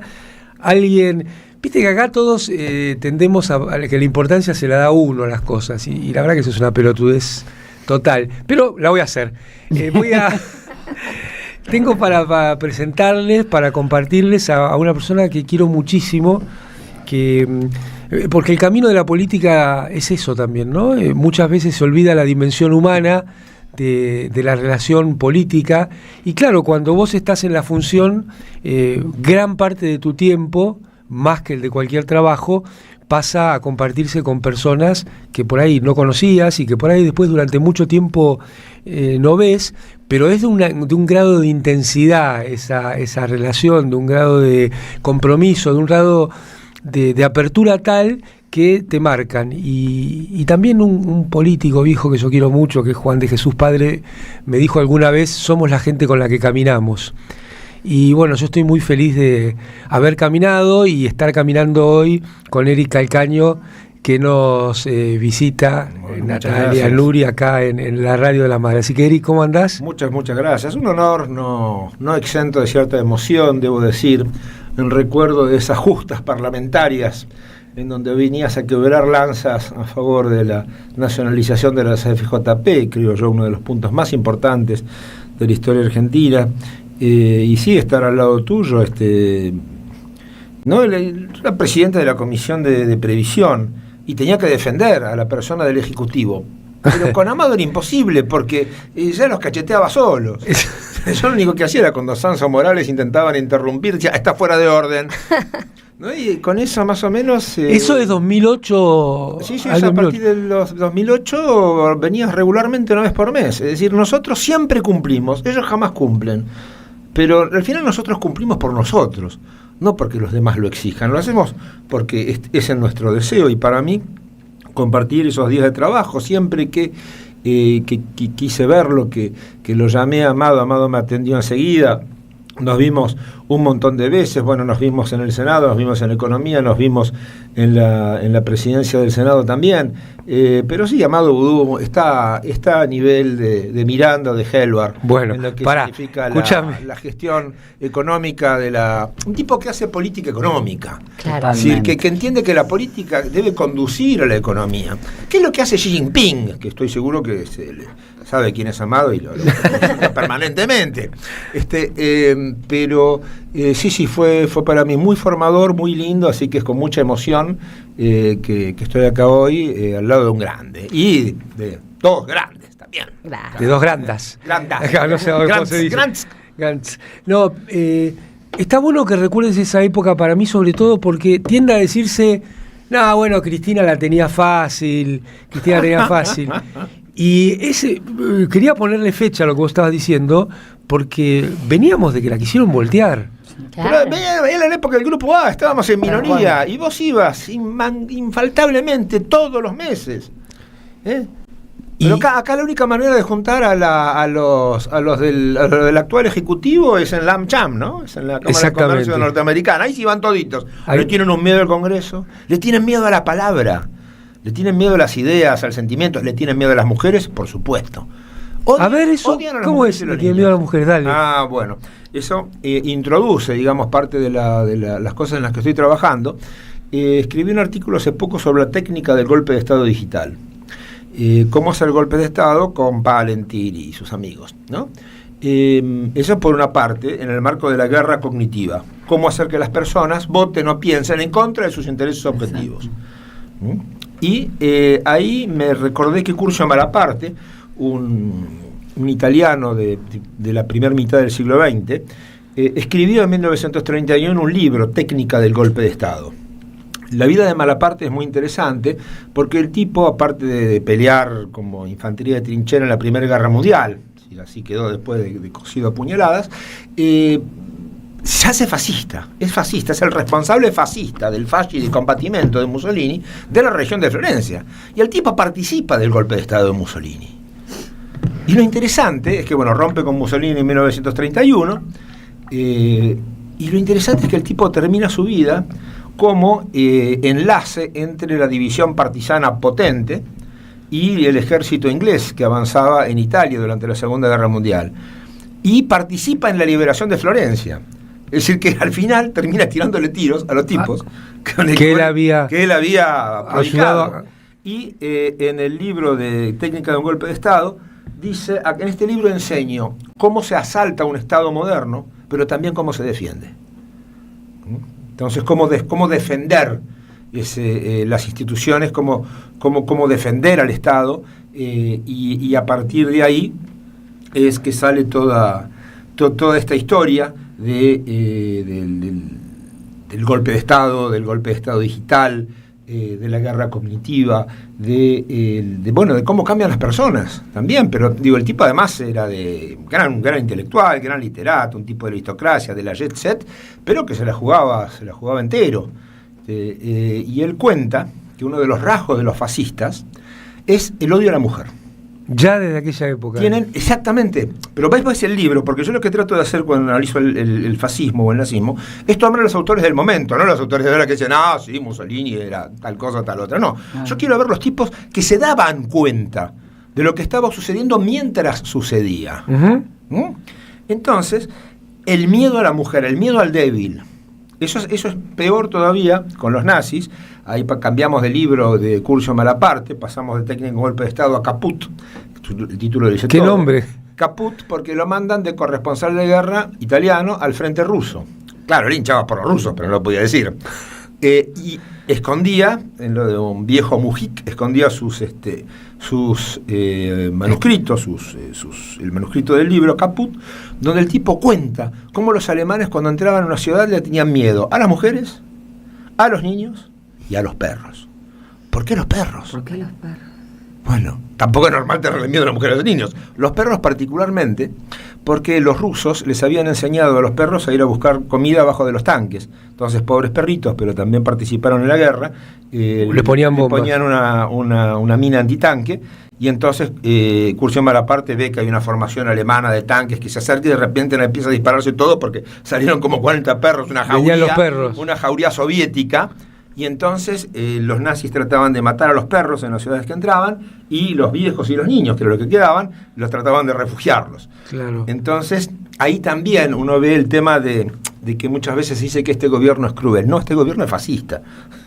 Y se encuentra perfectamente todos y cada uno de los rasgos de gobierno de lo que fueron los fascismos en Europa a principios del siglo XX, con la característica de la dependencia, del cipallismo. Pero ese miedo a la mujer es una cosa, y no, la mujer tiene que estar en la casa. Como no que tiene traes hacer dos nada. temas. Primero, la mujer, la frase de Mussolini es, la maternidad es a la mujer lo que la guerra es al hombre. La encierra. Lo tenía bien claro, cosa que algunos del campo nacional. La maternidad hace a la mujer lo que la guerra hace al hombre. Es el hombre, sí. Nunca escuchó hablar de María Remedios del Valle.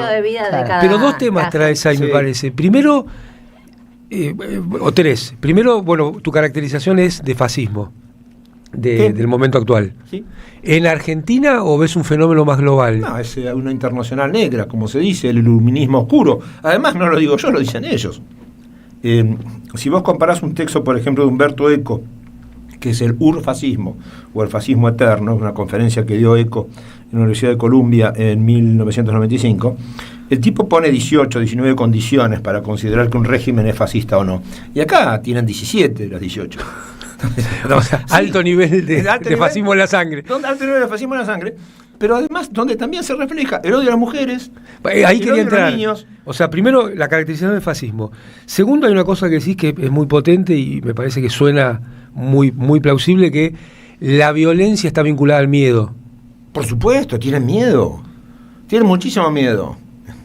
Por eso la agresión permanente. Por eso el miedo. Insulto, porque si vos los agarrás en la calle salen corriendo. Por eso es un miedo. A estos, las libertos de acá, quiero decir. Sí. No los alemanes, ahí ya había que estar. Es un miedo a quién son, es un miedo a que se desafía lo que se supone que son. Es que ellos solo pueden ser en tanto el otro no sea. Es decir, vos lo sabés perfectamente bien con el tema del pensamiento económico. El neoliberalismo solo puede imponerse en tanto y en cuanto todas las otras teorías económicas no existan. No existan. Recuerdo perfectamente que vos has señalado con total pertinencia que la economía es una ciencia social. Evidentemente, tenés que llamar a la historia, a la antropología, a la sociología, a la psiquiatría en la algunos existencia de las universidades, de las facultades de ciencias económicas, es el miedo a compartir con las ciencias humanas. En alguna parte sí, pero... Porque esa es una pregunta que yo tengo, no tengo la respuesta, pero te hago la pregunta. No, es raro que la única ciencia humana que tenga su propia facultad sea económicas. Y es que una vez más, es la Facultad de Derecho también. Muy pertinente, señor. Sí, totalmente, pero ahí es... Siempre lo dice Artemio esto. Tú diría, Eric. Pará, un segundo, Artemio, ¿estás? Artemio. Acá estoy. ¿Cómo andás? Compañero.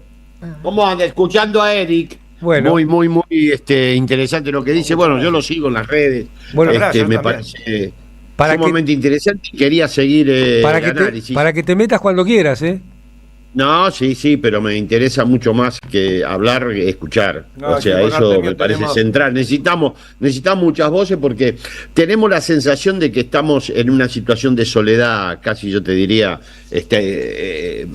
desértica, y no es así. La verdad es que hay muchas voces que se alzan contra lo que está sucediendo, y una de ellas es la de Eric, y por eso creo que no solo quiero escucharlo, sino que lo escuche también nuestra audiencia para que sepa que somos muchos los que pensamos que esto es una catástrofe y cuyo final es nefasto para los intereses nacionales. Así que o sea que no hay nada que conservar de este gobierno. Contra algunas cosas que se escuchan. O sea, ponete un poco más atrás, así te vemos la cara. ¿Qué es lo bueno de este gobierno? Que termina. O sea, y hay que hacer todo lo posible para que termine en octubre del 2027. Mira, sobre eso estaba pensando. Me dicen, ¿qué evaluamos? ¿Cuál es la popularidad? Bueno, la popularidad del gobierno nosotros no la podemos evaluar porque depende exclusivamente de una variable que no manejamos. Este modelo, te lo pongo entre comillas, ya mostró que no se autosustenta una y otra vez. O sea, que su capacidad de llegada en 2027 depende de una variable que es totalmente externa, que es el apoyo que le dé o no la administración Trump. Por lo tanto, proyectar cómo va a llegar, yo particularmente no tengo la más remota idea. Para confirmar esto, ahora viene Cristalina, la que había, viste, la que conoce a los pobres. Sí. Exactamente, viene ahora a darle respaldo a Milei. Por lo tanto, saber cómo va a llegar este gobierno, qué sé yo. Hay que preguntarle a Georgieva, no a los encuestadores o a los analistas políticos. Muy bien. Bueno, entonces... Esto demuestra la fuerza de los sociólogos. Sentate más atrás que te quiero ver la cara, Artemio. Somos de la agrupación La Durkheim. Artemio, te tenés que alejar mucho más. Se te ve la frente, Artemio. Bueno, la frente es una de las cosas más importantes. Con la frente alta, Artemio, no con la hay frente manera alta. de que yo salga de una manera correctamente por Zoom ni por ningún lado. Pero y si estoy ahí, tiro copas, interrumpo. O sea, que vos siempre me haces una crítica. Siempre encuentras cómo criticar. Ahí. Eric venía haciendo algunas caracterizaciones que a mí me parece que vale la pena profundizar. Fascismo, sí. Y el derecho, pero volvamos al anterior. Fascismo, sí, dijiste. Sí, porque además es una reconfiguración del capital. Vos fíjate cuándo se da el fenómeno fascista en Europa. Se da después de la Primera Guerra Mundial, donde el Estado había tenido que intervenir mucho en la economía y donde los obreros ganaban muy bien, porque eran los obreros del armamento, es decir, no iban al frente, no iban a Lisonzo, al Piave, a Verdán, ahí a morirse en la bosta, en la mierda, en la sangre, llenos de piojos y de ratas. Eran obreros que ganaban bien porque eran los que hacían las armas. Entonces te llega en Italia unas legiones de personas que en general eran campesinos o que eran maestros, muchos de ellos, de clase media, media baja, profundamente frustrados, porque además la victoria italiana en la Primera Guerra Mundial fue, como ellos dicen, una victoria mutilada, no les dieron todo lo que querían. Roma no paga traidores, cuac. Entonces hay esa masa y esa envidia social hacia la clase trabajadora y el gran capital asustadísimo porque dice estos tipos se están organizando. De hecho está la sublevación de Turín, el bienio rojo que se llama la toma de los campos, la huelga general, Gramsci, todo, faltaba Garibaldi en el Gianicolo y estábamos todos ahí. Entonces el capital dice no, yo a estos tipos los tengo que frenar. Y es así cuando nace el fascismo. La primera reunión fascista se da en una cámara de comercio que le prestan a Mussolini en Milán. Eran 20, 40. Está la serie Mussolini, que es muy buena. Hay que verla. Sí, me dijeron que es muy buena esa serie. serie. Es muy buena, es terrible. Además, el tipo rompe, digamos, permanentemente está hablando y dice, vos también sos fascista. Vas a ver, el fascismo es un lindo animal. Te va a gustar. Quizás vos también seas fascista. Cómo aprovechaban también, cómo politizaban ese derrotero del odio, ¿no? Porque claro que iba a gustar. Pero porque ellos, los fascistas, te señalan un enemigo que no existe. Claro, ¿no? tal cual. Pero, no, son los obreros, son los rojos, son los comunistas. El facilismo, el reduccionismo simplista. Y acá no es la casta, es la casta. No, los argentinos de bien no tienen nada que temer. Claro. Los italianos de bien no tienen nada que temer. ¿No? Entonces, ellos designan un enemigo ficticio.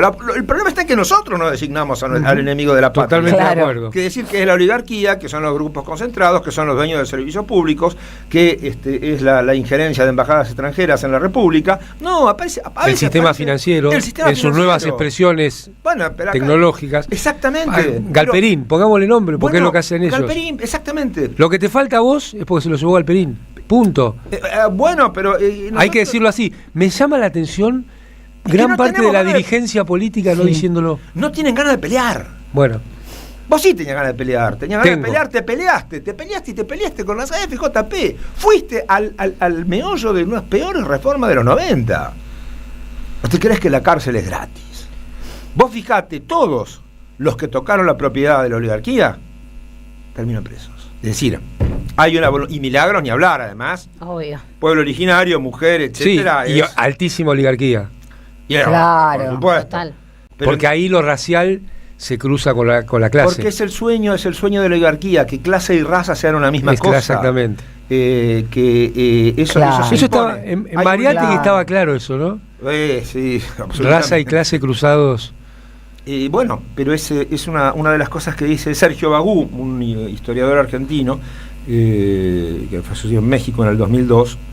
El tipo pone estructura social de la colonia, escribe un libro en 1954 que da vuelta a un montón de conceptos dentro de la historiografía, diciendo, no, los países latinos son pobres porque lo colonizaron los españoles, porque venían con un sistema feudal. Mentira, dice Bagú, mentira, 10.000 veces mentira, porque lo que los europeos trajeron a América fue el capitalismo colonial, la incorporación de nuestros territorios al sistema mundial fue capitalista. Y es ahí donde vos decís, acá estaba el agujero del mate.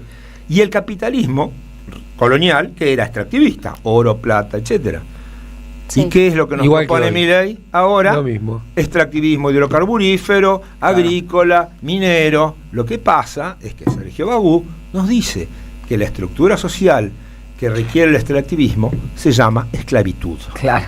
Y por eso nos quieren convertir en esclaves. CFQD. Así es, todo esclavo es político, decimos nosotros. Sí, todo esclavo Porque es político. cuando No casualmente la Argentina no votó en contra de considerar la esclavitud como un crimen de lesa humanidad. Bueno, Bagú ahora dice lo hizo Milei. que la peor corrupción es la esclavitud.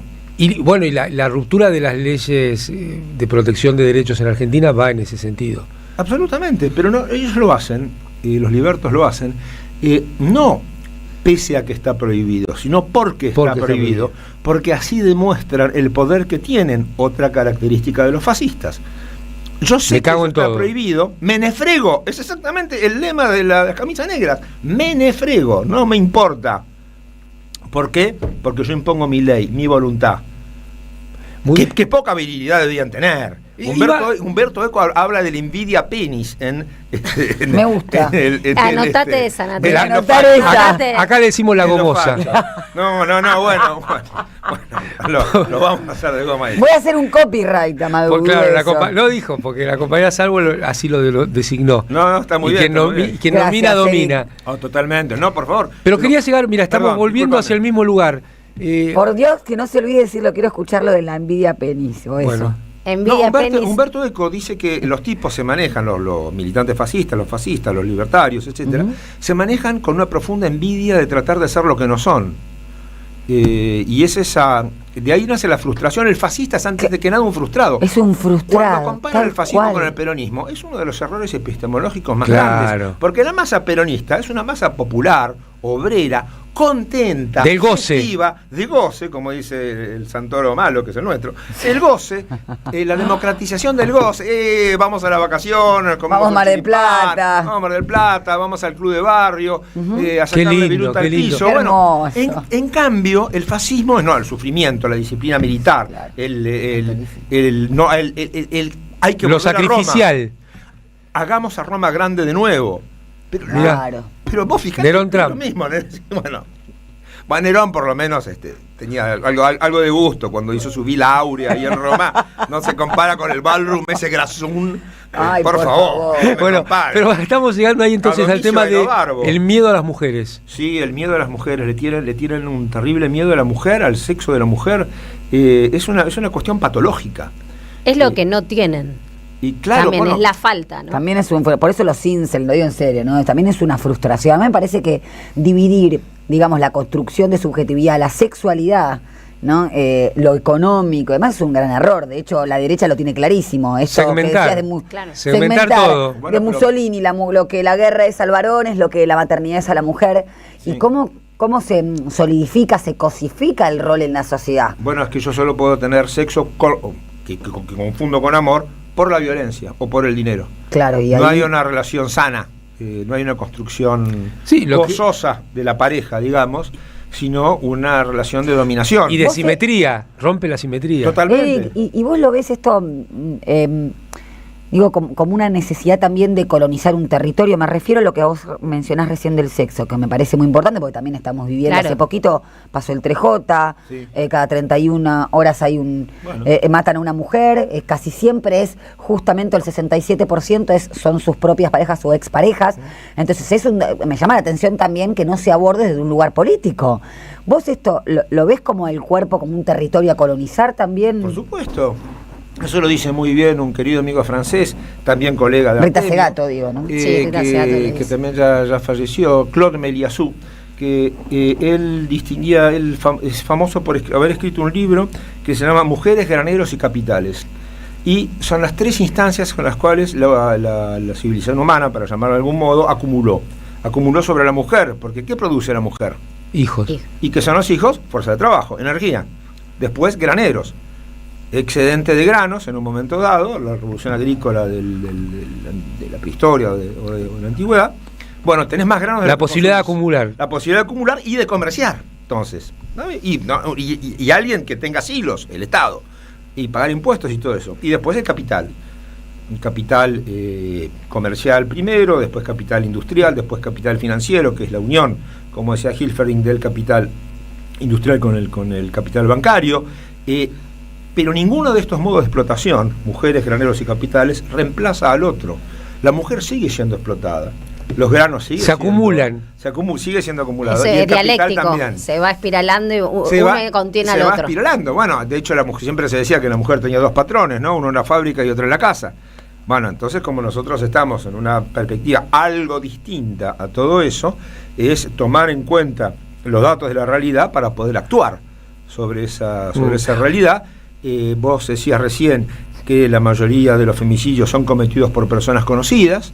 La mayoría de las violaciones a menores son perpetradas por gente del entorno familiar también. Es decir, hay una cuestión en la formación social de una sociedad que es eminentemente política. Acá que la inteligencia artificial, que Galperín funcione como funcione, no es el avance irresistible de la técnica frente a la cual no podemos hacer nada. Es una decisión política. Totalmente. Total. No hay cuestiones que, claro, es decir, vengan de un árbol. Que vengan de un árbol. Lo hicimos los humanos, en las relaciones de poder que tenemos. Exactamente. Eric, en ese sentido, te escuchaba hablar de los fascismos. ¿Cuál es la novedad, lo distinto que trae esta etapa del fascismo digital? Bueno, porque digo, hay una gran incógnita, ¿no? En relación a eso. Siempre hubo una fascinación en el fascismo acerca de la técnica. Pensemos en el futurismo, Marinetti, lo rápido, ¿no? Todo tiene que ser rápido, industrial, joven, guerrero. Y en este caso se da con esa fascinación por la inteligencia artificial entendida como una caja negra. Es decir, no, todo esto se va a solucionar. Es decir, no es que antes no se podía rastrear personas, secuestrar personas, torturarlas o hacer lo que sea. Nada más que ahora, gracias a la inteligencia artificial, la productividad es infinita. Entonces, simplemente con tu perfil de redes, ya sé quién sos, a quién votás, qué te gusta, qué no te gusta, cuántos hijos tenés, todo. Ahora, eso que podría ser un instrumento al servicio de la planificación, hoy es un instrumento en el servicio de la opresión. Entonces, por ejemplo, si en una elección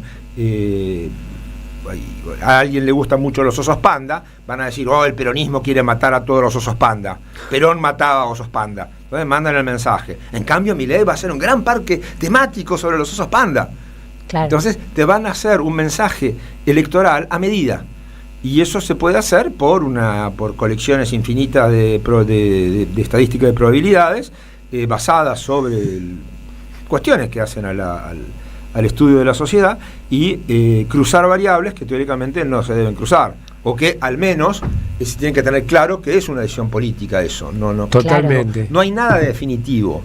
Pero el Papa nos dice, mirá cómo estamos, que está diciendo los papas. El Papa nos dice, toda tecnología tiene incorporados los valores del tipo que la diseña.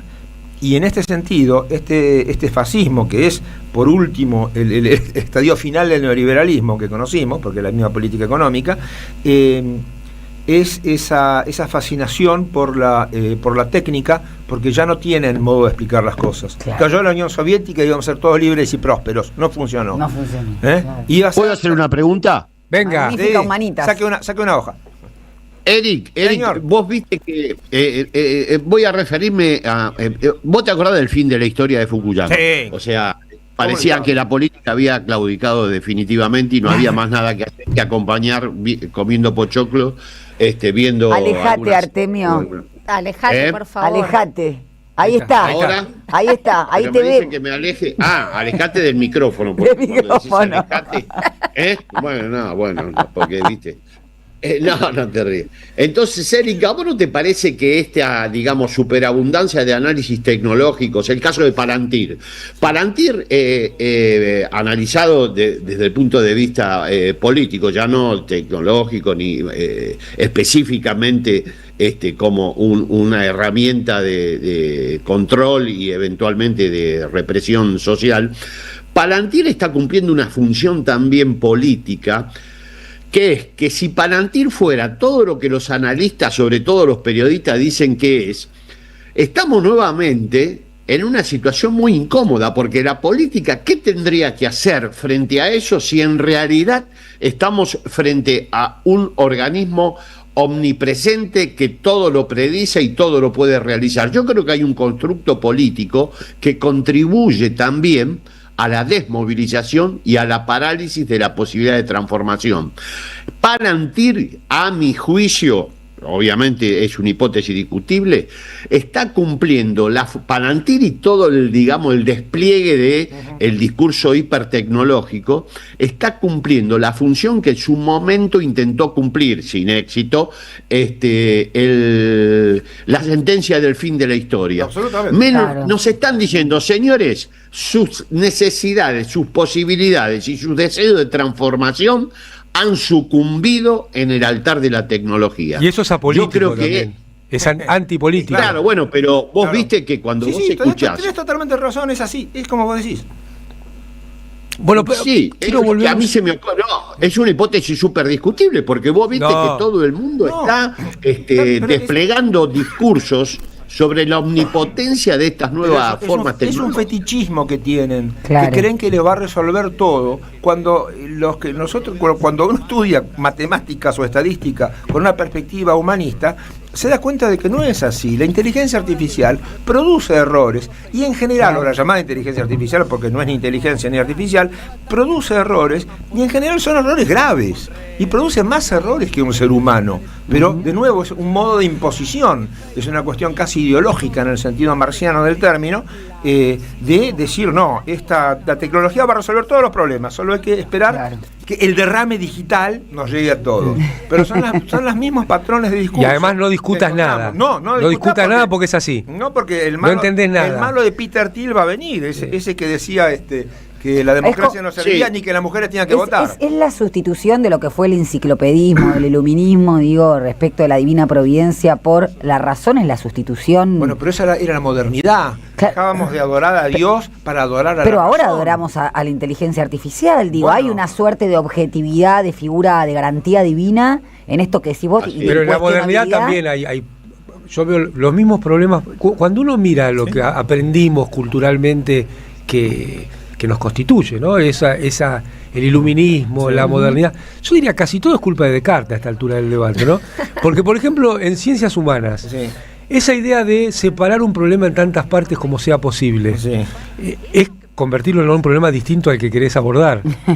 A ver, metodológicamente está bien, pero el asunto es que hay que acordarse que eso es un problema global. Porque es cierto, Descartes al dividir permite que las disciplinas huyan del humanismo antiguo, si querés, o del humanismo clásico, del mismo modo que en derecho se va a imponer una superioridad aristocrática, que en economía se va a imponer un instrumental matemático como prueba de la cientificidad de la disciplina, cuando los libros de economía política de los clásicos, vos lo sabés bien, Amado, eran poco tenían que ver con eso. Economía política, economía política de allá, economía política de acá, hasta que los tipos vienen a no decir, no, vamos ahí el León Walras ahí en Lausanne diciendo, no, nuestro instrumento científico son las matemáticas. Porque el sueño de la razón produce monstruos.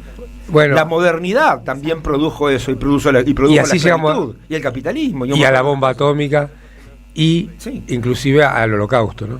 Bueno, es que ahí es donde está la perfección tecnológica. Porque nadie es culpable. Ni el que arresta, ni el que transporta, ni el que lleva, ni el que tortura, ni el que mata, ni el que crema, porque está todo dividido. Cartesiano. Justamente.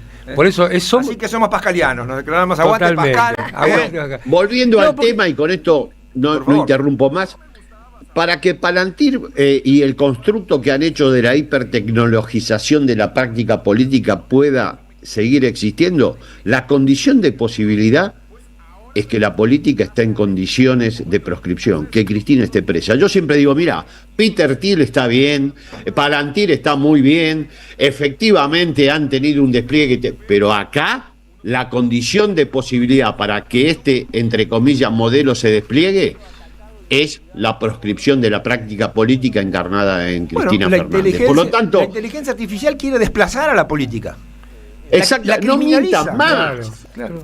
No venga, o sea, esos discursos nos paralizan, no mientan más. Para poder hacer esto, lo que tuvieron que hacer primero es encarcelar a Cristina Fernández de Kirchner y a muchos otros compañeros, entre ellos Amado, para que la política tenga dificultades de realización, porque la política sigue siendo la gran herramienta de transformación al servicio de los sectores populares. Eso no hay que perderlo de vista, porque si no nos agobian. Y esto que decía Eric de la matemática y la estadística bien entendida, bueno, bien entendida, por supuesto que es como dice Eric, porque uno se imagina que la incertidumbre es esencial. Es absoluta, no sabemos qué es lo que va a pasar. No podemos decir ahora Peter Thiel nos va a manejar la vida todos los días. No, pero además es mentira, no puede. Pero la propia, por la propia lógica, por el propio esquema, y Artemio tiene muchas razones. Es decir, esto no es una cosa que cae sobre nosotros cual pirámide, sino que es una construcción histórica, y como construcción histórica la podemos dar vuelta. Napoleón decía, ¿no?, que para lo único que no sirven las bayonetas es para sentarse encima. Exactamente, para sentarse encima, no te sientas arriba. Estamos en la misma situación. Una última, muy cortita, porque nos tenemos que ir y yo me querría quedar. Espero que te vengas a tomar un café. Sí. Pero nos quedó el tema del miedo a las mujeres. Sí. Y yo, una reflexión muy cortita.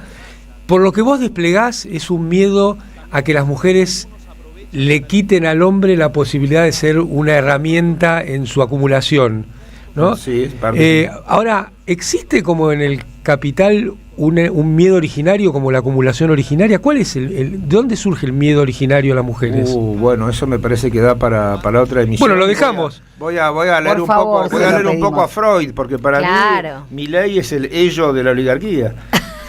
Bueno, nos queda ese entonces. Nos queda pendiente. En no más de un mes, lo que viene, lo hacemos de vuelta. Dale. Quiero decirles que esto es Sin Diarios, estamos muy contentos que así sea. Y estuvo en la operación de sonido Gustavo Hoffman, Emma en la operación de video, Emma Svinden, y en la producción el gran Carlos Di Mare, y nos faltó, ausente con aviso pero sin perdón, el gran Rinconete, y estuvimos, Artemio desde su casa, pero esta es su casa, ahora se te ve entero, Artemio, como nos gusta verte. Acá estuvimos con Nuria y Nati. Ahora no le decís nada, que te lo dice Amado, ¿no? Esta es basta de cuestiones de género. No tiene ese tono antipatriarcal que vos solés deslizar en estos micrófonos. Nosotros todavía defendemos algunas cosas. Todavía nos enamoran ciertas cosas. Muy bien. Y tuvimos, a Eric Alcaño, estamos contra felices, yo en particular, Eric, los oyentes y las oyentes también. Y una de las alegrías de esta semana, de este país triste, donde siempre es mal sábado porque está Milei de presidente, una de las alegrías de esta semana fue escuchar a la selección cantando que nos habían robado la anterior mundial en Estados Unidos, o sea, reconocer a Diego y cómo nos cortaron las piernas, me pareció un acto de una generosidad monstruosa y de entender lo que es la argentinidad verdadera, no la argentinidad al palo de nuestra selección, que la verdad me llenó de orgullo, de amor, escucharlos en los Estados Unidos diciendo que Estados Unidos nos había robado el anterior mundial. Así que para despedirnos hoy, mano negra, Manu Chau, fútbol, fútbol, fútbol, Santa Maradona.